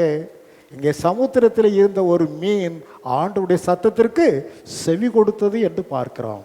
யோனாவின் புஸ்தகத்தில் நீங்கள் பார்ப்பீர்களே, ஆனால் 1ஆம் அதிகாரம் 17வது வாக்கியம் இவ்விதமாய் சொல்லுகிறது. யோனா 1ஆம் அதிகாரம் 17ஆம் வசனத்தில், யோனாவை விழுங்கும்படி ஒரு பெரிய மீனை கர்த்தர் ஆயத்தப்படுத்தி இருந்தார். ஒரு பெரிய மீன் என்ன செஞ்சினார்? கர்த்தர் ஆயத்தப்படுத்தி இருந்தார். எதற்கு? யோனாவை விழுங்குவதற்காக. அந்த மீன் வயிற்றிலே யோனா ராப்பகல் 3 நாள் இருந்தான். 3 நாள் ராப்பகல் அந்த மீன் அந்த யோனாவை வைத்து கொண்டிருந்தது. ஏன்னா கர்த்தர் சொன்னார், ஒரு தூக்கி போடுவாங்க, லபக்குன்னு பிடிச்சிக்க, வயிற்றுக்குள்ளேயே வச்சிரு, நான் சொல்கிற வரையில் அவனை வயிற்றுக்குள்ளே பத்திரமா வச்சிரு. ரொம்ப கஷ்டம் அந்த மீனுக்கு. ஒரு முழு மனிதனை வயிற்றுக்குள்ளே ஜீரணமாகாமல் வைத்து கொண்டிருந்தா ரொம்ப கஷ்டம். ஆனாலும் கர்த்தருக்கு கீழ்ப்படிந்தது. 3 நாள் முடிந்த உடனே கர்த்தர் சொன்னார், 2ஆம் அதிகாரம் 10ஆம் வசனத்தில், கர்த்தர் மீனுக்கு கட்டளையிட்டார், அது யோனாவை கரையிலே கக்கி விட்டது. கர்த்தர் மீனை ஆயத்தப்படுத்தினார், யோனாவை விழுங்கிட்டு. கர்த்தர் மீனுக்கு கட்டளை கொடுத்தார், யோனாவை கரையிலே கக்கி போட்டது. அப்போ கர்த்தருக்கு கீழ்ப்படுகின்ற மீன் தான் சஞ்சரித்து கொண்டிருக்கின்ற அந்த உயிருள்ள மீன். முதல்ல அது சஞ்சரித்து கொண்டிருக்கிறது, ஊழியம் செய்கிறது, கர்த்தரை அறிவிக்கிறது, கர்த்தருக்காக பணி செய்கிறது. 2வது கர்த்தருடைய வார்த்தைகளுக்கு என்ன செய்கிறது? கீழ்ப்படுகிறது. ஞாயிற்றுக்கிழமை தோறும் வர்றோம், ஞாயிற்றுக்கிழமை தோறும் பிரசங்கம் கேட்குறோம், மற்ற நாட்களில் தேவனுடைய வார்த்தையை வாசிக்கிறோம், படிக்கிறோம், ஜெபம் பண்ணுறோம், எல்லாம் செய்கிறோம், எல்லாமே செய்வோம். ஆனால் என்ன மாத்திரம் பண்ண மாட்டோம்? ஆண்டவருக்கு கீழ்ப்படிய மாத்திரம் மாட்டோம். ஆண்டவருக்கு என்ன செய்ய மாட்டோம்? கீழ்ப்படிய மாத்திரம் மாட்டோம். ஆண்டவர் நம்முடைய உள்ளத்தில் சில காரியங்களை பேசுவார், அதை மாத்திரம் அசட்டை பண்ணி போடுவோம், அதற்கு கீழ்ப்படிய மாட்டோம். ஆனால் மற்றபடி வெளிப்படையாக பார்க்கின்ற பொழுது நீட்டாக ட்ரெஸ் பண்ணிக்கிட்டு பைபிளையும் கையில் வச்சுக்கிட்டு அமைதியாக வந்து உட்கார்ந்து அருமையாய் கைதட்டி பாட்டு பாடி, ரொம்ப அழகு, ரொம்ப எப்படி இருக்கு? ரொம்ப அழகாக இருக்கிறது. ஆனால் உள்ளான மனிதன் உயிரோடு இருக்கிறானா செத்து கிடக்கிறானா என்பது நமக்கும் தேவனுக்கும் மட்டும்தான் தெரியும். ஸோ சஞ்சரித்து கொண்டிருக்கிற அந்த மீன்கள் கர்த்தருக்கு கீழ்ப்படிய வேண்டும். நம்முடைய வாழ்க்கையில் கர்த்தருக்கு கீழ்ப்படிதலை நாம் தெரிந்து கொண்டு தேவன் நமக்கு அவ்வப்பொழுது என்ன காரியத்தை உணர்த்துவாரோ தேவனுக்கு தான் தெரியும். மனிதன் எல்லாவற்றையும் உங்களுக்கு சொல்ல முடியாது. மனிதன் பேசுகின்ற பொழுது அந்த வார்த்தைகளிலே சில காரியங்களை உங்களை உணர்த்தும். ஆகவே தேவனுடைய வார்த்தை எதை உணர்த்துகிறதோ நீங்கள் வேதத்தை தியானிக்கின்ற பொழுது கர்த்தர் உங்களோடு பேசுவார். ஆகவே தான் சங்கீதக்காரர் சொல்லும் பொழுது அதிகாலையிலே உமது கிருபையை கேட்க பண்ணும். கிருபை என்றால் கர்த்தருடைய வார்த்தை. கிருபை என்பது என்னது? கர்த்தர் நமக்கு கொடுத்த அவருடைய வார்த்தை தான் அவருடைய கிருபை. ஆகவே சங்கீதக்காரர் சொன்னாரு, அதிகாலையிலே உம்முடைய கிருபையை நான் என்ன செய்யட்டும்? கேட்கட்டும் ஆண்டவரே. கேட்டு அப்புறம் சொல்லுவாரு, உமக்கு பிரியமானதை செய்ய எனக்கு போதி தருளும், நான் நடக்க வேண்டிய வழியை எனக்கு காண்பி தருளும், உம்முடைய நல்ல ஆவி என்னை செவ்வையான பாதையில நடத்துவாராக. ஸோ கீழ்ப்படிதல் உள்ள மீன்களாக தேவன் நமக்கு அவ்வப்பொழுது என்ன காரியங்களை உள்ளத்தில் உணர்த்துவாரோ அதற்கு கீழ்ப்படுகின்ற மக்களாக விளங்க வேண்டாம். நம்முடைய செவிகள் எப்பொழுதும் ஆண்டவருடைய வார்த்தைகளுக்கு நேராக காத்திருக்க வேண்டும். ஏன்னா நமது ஆண்டவர் பேசிக்கொண்டே இருக்கிற ஆண்டவர். அல்லேலூயா. நம்முடைய ஆண்டவர் எப்படிப்பட்டவர்? ஊமை அல்ல, பேசக்கூடாதவர் அல்ல, பேசாத கல்லோ மரமோ நிரல்ல. முன்னால பாடுவோம், பேசும் தெய்வம் நீர், பேசாத கல்லோ மரமோ நிரல்ல, பேசும் தெய்வம் நீர். நம்முடைய தேவன் எப்படிப்பட்டவர்? பேசிக்கொண்டே இருப்பார், பேசிக்கொண்டே இருப்பார். வேதத்தை திறந்தாலே பேசுவார். ஆண்டவருடைய சமூகத்தில் போய் அமர்ந்தாலே அவர் பேசுகிற சத்தத்தை நாம் கேட்கலாம். ஸோ கேட்டு அதன்படி செய்கிற மக்களாக நம்மை பழக்குவித்து கொள்ள வேண்டும். தேவன் பேசுவதை எல்லாராலும் கேட்க முடியாது. எல்லாரோடும் தேவன் பேசுகிறார். எல்லாராலும் தேவன் பேசுகிறதை என்ன செய்ய முடியாது? சொல்லுங்க, கேட்க முடியாது. தேவன் எல்லாரோடும் தான் பேசுகிறார். எங்குமுள்ள மனிதரோடு பேச விரும்புகிறார், பேசிட்டு தான் இருக்கிறார். சூரியனை பார்க்கிற பொழுது கர்த்தர் நம்மோடு பேசுகிறார். சந்திரனை பார்க்கும்போது கர்த்தர் நம்மோடு பேசுகிறார். இப்படிப்பட்ட படைப்புகளை எல்லாம் தானாக வந்திருக்க முடியுமா? ஒரு படைக்கப்பட்ட ஒரு தேவன் உண்டல்லவா, என்றவர் நமக்கு உணர்த்தி கொண்டு தான் இருப்பார். எல்லாரோடும் எல்லாவற்றை கொண்டு பேசிக்கொண்டு தான் இருக்கிறார். ஆனால் அதை கேட்கிற மக்கள் தான் சிலர். பார்த்து கொள்ளுங்கள். நாம் கேட்கணும், கீழ்ப்படியணும். அல்லேலூயா சொல்லுங்க. கேட்கணும், கீழ்ப்படியணும். மூன்றாவதாக, இந்த மீன் சுபாவம் மாற்றப்பட்டதாக மாறணும். இல்லைன்னா அந்த மீனினால பிரயோஜனம் இல்லை. மீன் என்ன செய்ய வேண்டும்? சுபாவம் மாற்றப்பட வேண்டும். சரி, மீன் பிடிச்சிட்டு வரோம், குளத்தில் போய் மீனை பிடிச்சிட்டு வரோம், இல்லாட்டி மீனைத்தான் வாங்கிட்டு போகிறோம். வாங்கி கொண்டு வீட்டில் கொண்டு அப்படியே வச்சிட்டோன்னா, சொல்லுங்க, வாங்கி கொண்டு போகிற மீனை அப்படியே கொண்டு வீட்டில் வச்சிட்டோன்னு வச்சுக்கோங்க, என்ன ஆகுங்க? கொஞ்ச நேரத்தில் நதியில் என்ன வேலையை செஞ்சதோ அதையே நம்முடைய வீட்டுக்குள்ளே செய்ய ஆரம்பிச்சிடும். நதியின் மீன்கள் செத்து நதி என்ன செய்தது? நாரி போயிட்டு வீட்டுக்குள்ளே கொண்டு வந்த மீன் செத்து வீட்டை என்ன செய்தது? நார பண்ணி விட்டது. ஆகவே நாம் யாருமே புத்தி கட்டவர்கள் அல்ல. மீனை வாங்கி கொண்டு அப்படியே போட்டுக்கிற மக்கள் இல்லை. அதை கட் பண்ணுவோம், செதிலெல்லாம் சீவுவோம், உள்ளே இருக்கிற குடல் கிடலெல்லாம் கம்ப்ளீட்டாக தூக்கி எடுத்து வெளியே எரிந்துருவோம். எரிஞ்சிட்டு துண்டு துண்டாக கட் பண்ணுவோம். அப்படித்தானா? சரிதானா? தப்பாக சொன்னால் கரெக்ட் பண்ணுங்க. துண்டு துண்டாக கட் பண்ணி அதுக்கு மசால் தடவணும். மசால் தடவணுமா? மசால் தடவணுமாங்க? மசால் தடவ வேண்டும். என்ன மசாலு? என்ன மசாலு? நம்ம ஊர்ல எல்லாம் மிளகாய்த்தூள், மிளகாய்த்தூளும் உப்பும் வச்சு அரைச்சி, எங்கள் வீட்டிலலாம் கொஞ்சம் காயத்தையும் கூட சேர்த்துக்கிடுவாங்க. எல்லாம் அரைச்சி அதை அப்படியே இது பண்ணி எண்ணெயில் போட்டு பொரித்தெடுக்க வேணும். சென்னை போன்ற இடங்கள்ல எல்லாம் மிளகுத்தூளில் பண்ணுறாங்க. அங்கே கருப்பாக இருக்கும். நம்ம ஊரில் பொரிக்கிற மீன் எப்படி இருக்கும்? எப்படிங்க இருக்கும்? சிவப்பாக இருக்கும். நம்ம ஊரில் பொரிக்கிற மீன். சென்னையில் போய் நீங்கள் மீனை சாப்பிட்டா அது எப்படி இருக்கும்? கருப்பாக இருக்கும். ஏன்னு சொன்னால் அங்கே அந்த மிளகு இருக்குது பார்த்தீங்களா, நல்ல மிளகு, அதில் போட்டு உப்பு போட்டு அவங்க அது பண்ணுறாங்க. அதனால் அது கருப்பாக இருக்குது. இருக்கட்டும், எண்ணெயில் போட்டு வாகம் பண்ணி எடுத்து அதுக்கப்புறம் நீங்கள் எத்தனை நாள்னாலும் வைத்து கொண்டிருங்கள். ஏப்பா எங்கேயோ கம கம கமன்னு மணந்துக்கிட்டே இருக்கு. மேலே கடைசியில் மீனை பொரிச்சா கீழே கடைசியில் வாசனை வந்துடும். அப்படி தானே? மேலே கடைசியில் மீன் பொரிச்சா எங்கே வாசனை வரும்? கீழே கடைசியில் வாசனை வந்துடும். எங்கேயோ ஒரு வீட்டில் என்ன பண்ணிட்டு இருக்கிறாங்க? என்ன பண்ணுறாங்க? மீன் பொரிச்சுக்கிட்டு இருக்கிறாங்க. ஸோ சுபாவம் மாற்றப்படுது. அதுவும் செத்த மீன் தான், அதுவும் செத்து போயிட்டு. ஆனால் இது நாற்றத்தை கொடுப்பதல்ல, அது வாசனையை கொடுக்கிறது. காரணம், சுபாவம் மாற்றப்பட்டு விட்டது. நாற்றம் எடுக்கும் சுபாவம் அதை விட்டு நீங்கி வாசனை கொடுக்கின்ற மாற்றத்தை அது பெற்றுக்கொண்டது. அதற்கு தான் ஆண்டவர் சொன்னார், நீ மறுபடியும் பிறவாவிட்டால் தேவனுடைய ராஜ்யத்தை என்ன செய்ய மாட்டாய்? காண மாட்டாய். அது மறுபடியும் ஒரு ப்ராசஸ்குள்ளே போயிருக்கு. அதான் அங்கே ஒரு ப்ராசஸ்குள்ளே போனதுனால நாற்றம் எடுபட்டு போய்விட்டது. பார்த்து கொள்ளுங்கள். இந்த சுகர் ஃபேக்ட்ரியில் நீங்கள் பார்த்தீங்கன்னா, அந்த சுகரை நல்லா சுகர் கேன் கரும்பை ஆட்டி அதனுடைய சாறு அதை எடுத்து ஒரு பக்கம் போயிட்டே இருக்கும். அது போயிட்டுருக்கிற நேரத்தில் நாற்றம் எடுக்க ஆரம்பிச்சிடும். பார்த்துக்குங்க. அங்கே அவன் காய்ச்சினா அப்படின்னா, நான் பெரும்புத்தூர் வீட்டில் இருக்கும்போது அப்போ தரணி மில் ஓடிக்கிட்டு இருந்தது. அந்த தரணி மில்லில் அவங்க காய்ச்சிறது எங்கள் வீட்டுக்கு நாற்றம் எடுக்கும். மொலாசஸ், ஒரு விதமான நாற்றம் வந்து கொண்டே இருக்கும். மொலாசஸ் அழுக்கு கண்ணங்கரேர்னு அந்த ஜூஸ் வெளியே வந்துக்கிட்டே இருக்கும். இன்னொரு இடத்துல இருந்து ஒரு திரவம் ஒன்று வந்து கொண்டே இருக்கும். என்ன வரும்? ஒரு திரவம். ஒரு பக்கத்தில் இந்த கரும்பு சாறு அப்படியே ஓடிக்கிட்டு இருக்கோம். இன்னொரு பக்கத்தில் ஒரு நீல நிறத்தில் ஒரு திரவம் வந்து அதோடு சேரும்.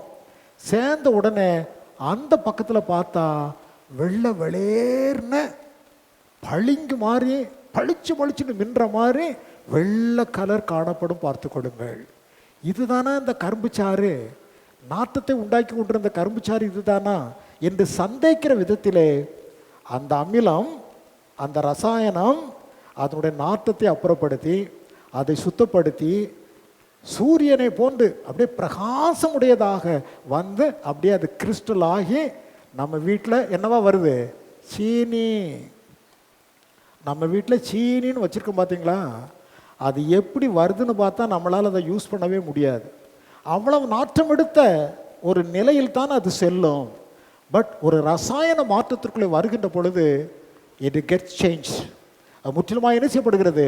மாற்றப்படுகிறது. பார்த்து கொள்ளுங்கள். அப்படித்தான் எப்படிப்பட்ட பாவியாக இருப்பினோம், அந்த பாவியின் இடத்துல இயேசு கிறிஸ்துடைய ரத்தமாகிய அமிலம் வந்து விழும்போது அது நீல அமிலம், இது சிவப்பு அமிலம். அல்லேலூயா. அது மனுஷன் கண்டுபிடிச்சதே கரும்பு சாரை மாத்திரம் மாற்றும். இது தேவனிடத்திலிருந்து வந்தது மனிதனையே மாற்றும். அல்லேலூயா. ஆகவே இயேசு கிறிஸ்துடைய ரத்தம் வந்து விழுகின்ற பொழுது எல்லா அசுத்தங்கள் நாற்றங்களை எல்லாம் நீக்கி அவனை புதிய பிறப்பாக்கி தேவனுக்கு பிரியமான பாத்திரமாக வனைந்து விடுகிறது. சுபாவம் மாற்றப்பட வேணும். செத்த மீன் தான், ஆனால் எண்ணெய்க்குள்ளே போயிடுச்சு. மசால் தடவியாச்சு, கழுவி மசாலில் போட்டு அதை எண்ணெய்க்குள்ளே போட்டு பொரிச்சு எடுத்த உடனே நாற்றம் எடுத்து கொண்டிருந்த மீன் இப்பொழுது நறுமணத்தை உண்டாக்கி கொண்டிருக்கின்ற வாசனை மிகுந்த மீனாக மாற்றப்பட்டு விட்டது. சபையில் காணப்படுகிற மக்கள் அனைவருமே மாற்றப்பட்ட மக்களாக காணப்பட வேண்டும். அல்லேலூயா. மறுபடியும் பிறந்த மனிதர்களாக, பழைய வாழ்க்கை நம்மை விட்டு ஒளிந்து புதிய வாழ்விற்குள்ளே வந்த மக்களாக, ஆண்டவர் இயேசு கிறிஸ்துவின் ரத்தத்தினாலே மீட்கப்பட்ட மக்களாக, சுத்திகரிக்கப்பட்ட மக்களாக நாம் காணப்பட வேண்டும் என கர்த்தர் விரும்புகின்றார். இங்கே இருக்கிற அத்தனை பேரும் ஒன்று சஞ்சரிக்கிற மீன்களாக விளங்கணும், இரண்டாவது கீழ்ப்படிதல் உள்ள மீன்களாக விளங்கணும், மூன்றாவது சுபாவத்திலே என்ன உண்டாயிருக்க வேணும்? சொல்லுங்க, மாற்றப்பட்டிருக்க வேணும். மற்றவர்கள் பார்த்து சொல்லணும், நேற்று முந்தா நாள் இருந்ததை போல் இல்லைப்பா, நேற்று முந்தா நாள் இருந்ததை போல் இல்லை, இப்போ அவங்க ஒரு மாதிரி மாறிட்டாங்க, இப்போ ரொம்ப சேஞ்சுடு ஆகிட்டாங்க. யாக்கோபு சொல்லுவார், லாபானை பற்றி சொல்லும் பொழுது தன்னுடைய மனைவிமார்கிட்ட, உங்கள் அப்பனுடைய முகம் நேற்று முந்தா நாள் இருந்தது போல இல்லை, உங்கள் அப்பா முகம் எப்படி இல்லை, உங்கள் தகப்பனாருடைய முகம் நேற்று முந்தா நாள் இருந்தது போல் இல்லை, அது மாறி போயிட்டு, விகாரமாக மாறி போயிட்டு. நம்ம அப்படி மாறிவிடக்கூடாது.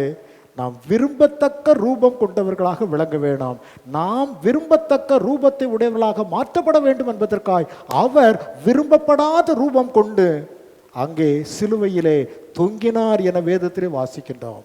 நாம் அவரை பார்க்கும்போது நாம் விரும்பத்தக்க ரூபம் அவருக்கு இல்லாதிருந்தது. அவர் தேவனால் அடிபட்டு வாதிக்கப்பட்டு சிறுமைப்படுத்தப்பட்டவர் என்று நாம் எண்ணினோம். இல்லை, அவர் தேவனால் அடிபட்டு வாதிக்கப்பட்டு சிறுமைப்பட்டவர் அல்ல. நமக்கு சமாதானத்தை உண்டு பண்ணும் ஆக்கினை அவர் மேல் வந்தது. அல்லேலூயா.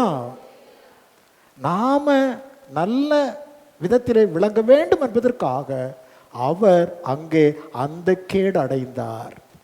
நாம் நல்லவர்களாக பிரகாசிக்க வேண்டும் என்பதற்காக சிலுவையிலே கர்த்தர் அந்த கேடு அடைந்தவராய் தொங்கிக் கொண்டிருந்தார். ஆகவே நம்முடைய வாழ்க்கையிலே என்ன வேண்டும்?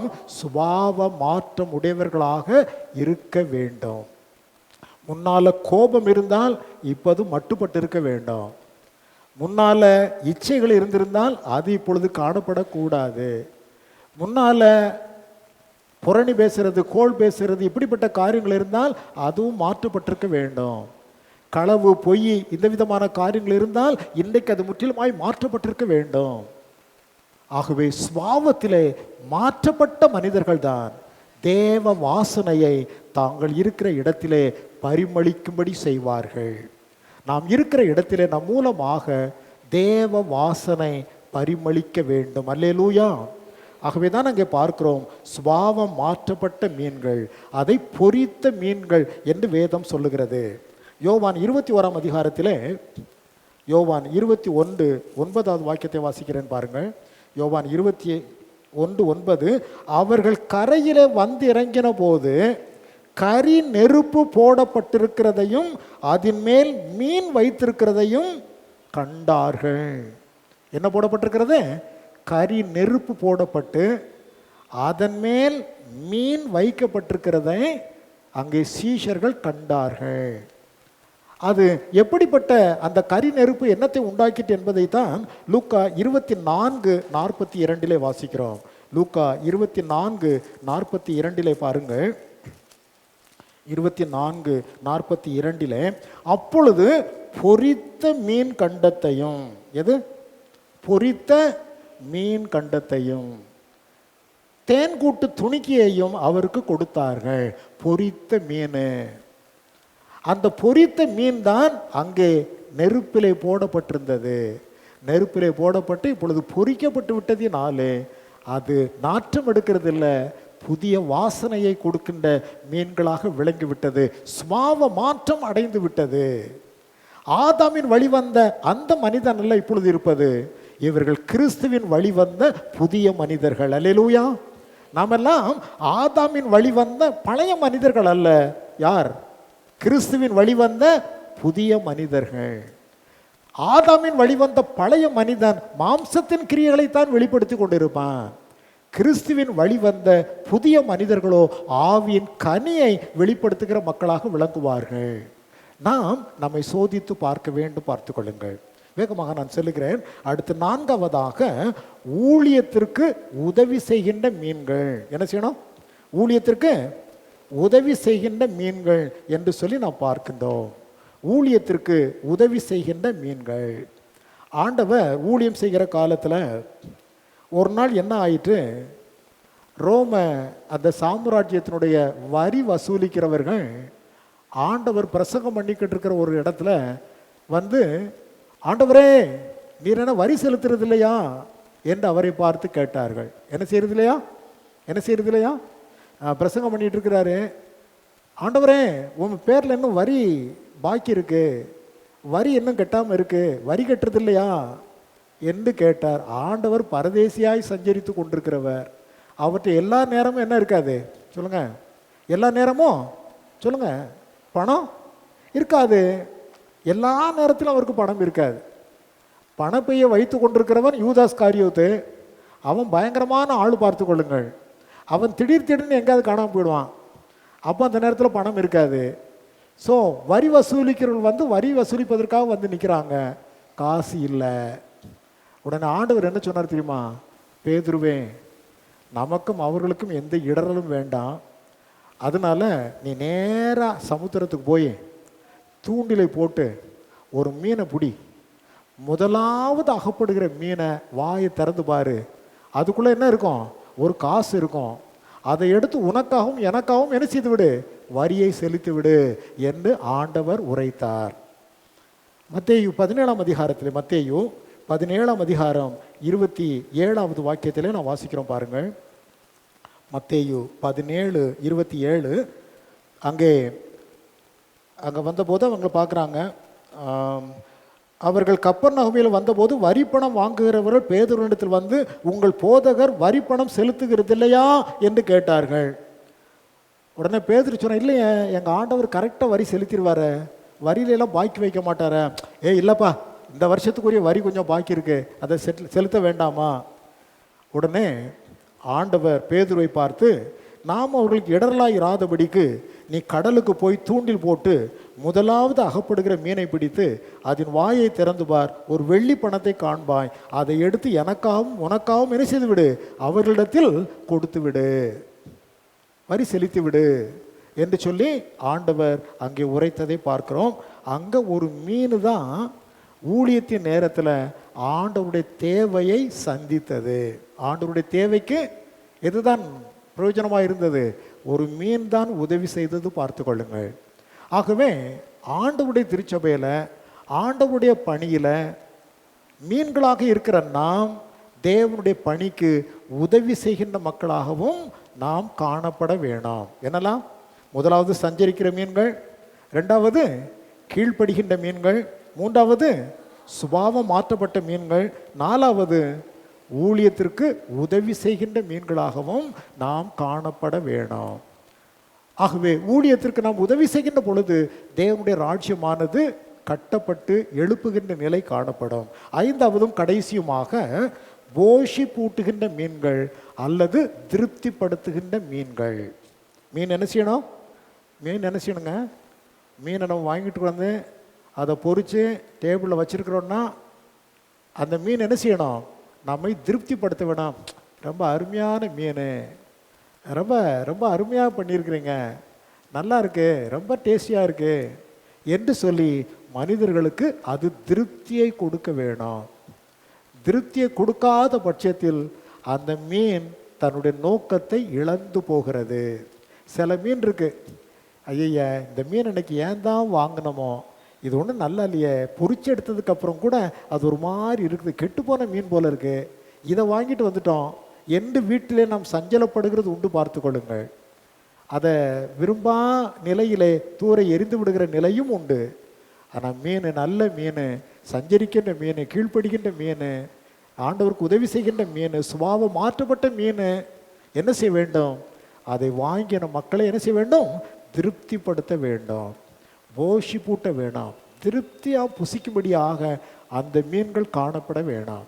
ஸோ ஆண்டவருடைய சமூகத்திலே நாம் ஆத்துமாக்களை திருப்தி செய்கின்றவர்களாக, தேவனுடைய பணியிலே தேவன் திருப்தி அடைகிறவராக, நம்மை சுற்றிலும் இருக்கிற மக்கள் நம்மை கண்டு ஆத்தும திருப்தி அடைகின்ற மக்களாக விளங்குவதற்கு நம்முடைய வாழ்க்கையை நாம் செம்மையாக அமைத்து கொள்ள வேண்டும், பார்த்து கொள்ளுங்கள்.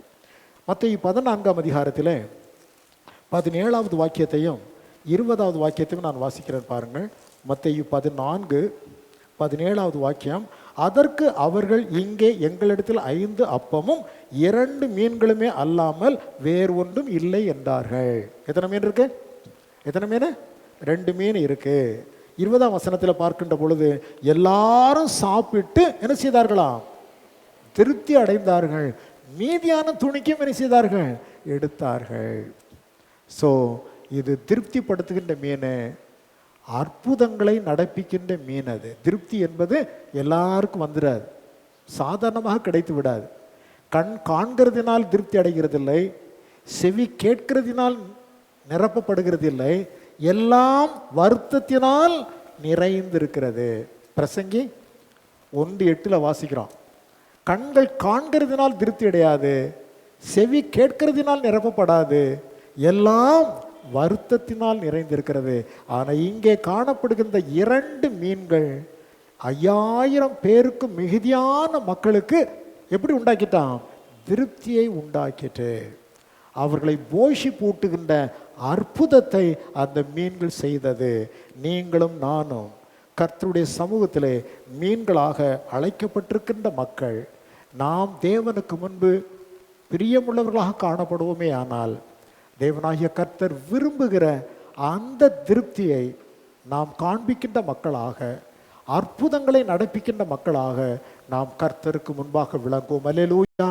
நாம் ஒவ்வொருவரையும் கர்த்தர் தேவனுக்கென்று அற்புதங்களை நிகழ்த்துகின்ற மக்களாகவே கர்த்தர் நம்மை அழைத்திருக்கின்றார்.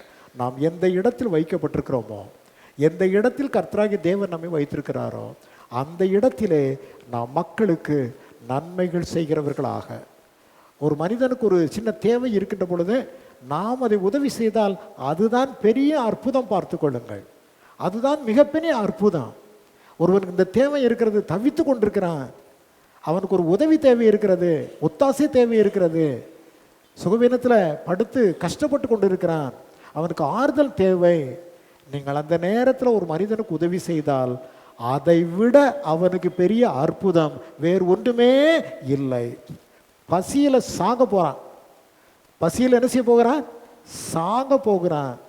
அந்த நேரத்தில் 1 கிலோ தங்கத்தை நீங்கள் கொண்டு போய் கொடுக்குறீங்க, இன்னொரு கையில் ஒரு பிரெட்டு, ஒரு அப்பம் கையில் இருக்கு. எதங்க கேட்பான்? சாக போகிறான், பசியிலே சாக போகிற மனிதன். அவன்கிட்ட கொண்டு போய் நீங்கள் 1 கிலோ தங்கத்தை கொண்டு போய் கொடுக்குறீங்க, இன்னொரு பக்கத்தில் ஒரு பிரெட்டு, 10 ரூபாய்க்கு ஒரு பிரெட்டு. இது 1 கோடி ரூபா, 1 கோடி ரூபா, 10 கோடி ரூபா 1 கிலோ தங்கம். இங்கே 10 ரூபாய் மதிப்புள்ள ஒரு அப்பம், ஒரு பிரெட்டு. எதுங்க அவனுக்கு தேவை? எது தேவை? எது தேவை சொல்லுங்க? 1 கிலோ தங்கமா? தங்கத்தை வாங்கி மடியில் வச்சுட்டு செத்து போவா? தங்கத்தை வாங்கி மடியில் வச்சுக்கிட்டு என்ன செய்வானா? செத்து போவானா? காட்டில் கிடக்கிறான், பசி சாக பழைக்க கிடக்கிறான். அவனுக்கு தங்கம் தூர வச்சுட்டு போ, அப்பத்தை கொடு. பசி ஆறுவதற்கு அப்பம் தான் தேவை. அந்த அப்பம் 10 ரூபாய் அப்பம் அவனுக்கு அற்புதமாக விளங்கி விடுகிறது. 1 கிலோ தங்கம் அவனால் விரும்பப்படாது. பார்த்து கொள்ளுங்கள். ஸோ தேவை உள்ள மக்களை சந்தித்து ஒரு வார்த்தை நீங்கள் ஆறுதலாக பேசினால் அது அவர்களுக்கு நீங்கள் செய்கிற அற்புதம். ஒரு 10 ரூபாய் தேவைப்படுகின்ற பொழுது அதை கொடுத்து உதவி விட்டால் அது அவர்களுக்கு நாம் செய்கிற அற்புதம். அற்புதம் என்று சொன்னால் என்னமோ பெருசாக சாதிப்பது என்று எண்ணக்கூடாது. நன்மை செய்ய அறிந்திருக்கும் போது நன்மை செய்யாமல் விடுவது பாவம். நன்மை செய்ய அறிந்திருக்கும் போது பலத்தோடு நன்மை செய்வது தேவனுக்கு பிரியமான ஆசீர்வாதத்தை நம்மிடத்தில் கொண்டு வந்து சேர்க்கும். ஆகவே நாமெல்லாம் கர்த்தரால் தெரிந்து கொள்ளப்பட்ட மீன்கள், செத்து போனவை அல்ல, நதியை நாற்றமெடுக்க பண்ணுகிற மீன்கள் அல்ல, நாம் உயிருள்ள மீன்கள். அந்த உயிருள்ள மீன்கள் என்ன செய்யும்? முதலாவது சஞ்சரித்து கொண்டிருக்கிற மீன்களாக விளங்கும். இரண்டாவது கர்த்தருடைய வார்த்தைகளுக்கு கீழ்ப்படுகிற மீன்களாக அது காணப்படும். மூன்றாவது என்ன செய்யும்? சுவாவ மாற்றம் பெற்ற மக்களாக காணப்படுவோம். நான்காவது ஊழியத்தில் உதவியாக நிற்கின்ற மக்களாக விளங்குவோம். ஐந்தாவது அற்புதங்களை செய்கிற மக்களாக, மக்களின் தேவைகளிலே அவர்களுக்கு திருப்திப்படுத்துகின்ற போஷி பூட்டுகிற மக்களாக நாம் காணப்படுவோமே. ஆனால் அந்த மீன்கள் தான் தேவனை மகிமைப்படுத்துகின்ற மீன்கள். அந்த மகிமைப்படுத்துகிற மீன்கள் தான் தேவனுடைய பிள்ளைகள் என்று அழைக்கப்படுகிற கர்த்தருடைய ஜனங்கள். கிருபையும் இரக்கமும் அன்பும் நிறைந்த எங்கள் தகப்பனே, இந்த நல்ல இனிய காலை நேரத்தில் உடைய சமூகத்தில் உடைய பிள்ளைகளாக நாங்கள் கூடி வந்து சற்று நேரம் உடைய வார்த்தைகளை தியானிக்கும்படி கர்த்தர் நீர் எங்களுக்கு உதவி செய்தீரப்பா. ஆண்டவரே, அன்றைக்கு நீர் காண்பித்ததான அந்த ஓமையை குறித்து நாங்கள் சிந்தித்தோம் தகப்பனே. வலை கடலிலே போடப்பட்டு, சமுத்திரத்திலே வலை போடப்பட்டு அதிலே மீன்களை வாரிக்கொள்ளுகின்ற பொழுது நல்லவைகளை கூடையிலே சேர்க்கின்றார்கள், ஆகாதவைகளை வெளியே எரிந்து போடுகின்றார்கள். ஆகாத மீன்கள் செத்தவைகள், அவை தான் இருக்கிற இடத்தை நாற்றமெடுக்க பண்ணுகிறது. உயிருள்ள மீன்களோ அது கீழ்ப்படுகின்றதாக தேவனுக்கு உதவி செய்கின்றதாக, சுபாவ மாற்றம் பெற்றதாக, இன்னும் ஆண்டவரே மற்றவர்களுக்கு நன்மை செய்கிற மீன்களாக, அற்புதத்தின் மீன்களாக விளங்கும் என்பதாக நாம் பார்க்கின்றோம். ஆண்டவரே தேவனாகிய கர்த்தர் உம்முடைய பிள்ளைகளாகிய எங்களுடைய வாழ்க்கையிலே நீர் அவ்விதமான கிருபைகளை ஏற்படுத்தி உண்டு பண்ணி அதிலே நாங்கள் நிலைத்திருக்க ஆண்டவர் இரக்கம் பாராட்டி அருள வேண்டும் என்று இரட்சகரும் மீட்பருமாகிய இயேசு கிறிஸ்துவின் நாமத்தில் ஜெபிக்கின்றோம் எங்கள் பரிசுத்தமுள்ள நல்ல பிதாவே. நம்முடைய கர்த்தராகிய இயேசு கிறிஸ்துவினுடைய கிருபையும் பிதாவாகிய தேவனுடைய அன்பும் பரிசுத்த ஆவியானவரின் ஐக்கியம், சமாதானம், சந்தோஷம் அனைத்தும் இன்றும் என்றும் கர்த்தருடைய வருகை பரியந்தம் உங்கள் அனைவரோடும் கூட என்னென்றைக்கு மாறாதிருப்பதாக. என் ஆத்துமாவே கர்த்தரை ஸ்தோத்திரி, என் முழு உள்ளமே அவருடைய பரிசுத்த நாமத்தை ஸ்தோத்திரி. என் ஆத்துமாவே கர்த்தரை ஸ்தோத்திரி, கர்த்தர் செய்த சகல உபகாரங்களை மறவாதே.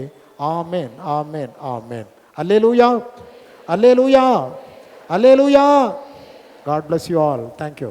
Thank you very much.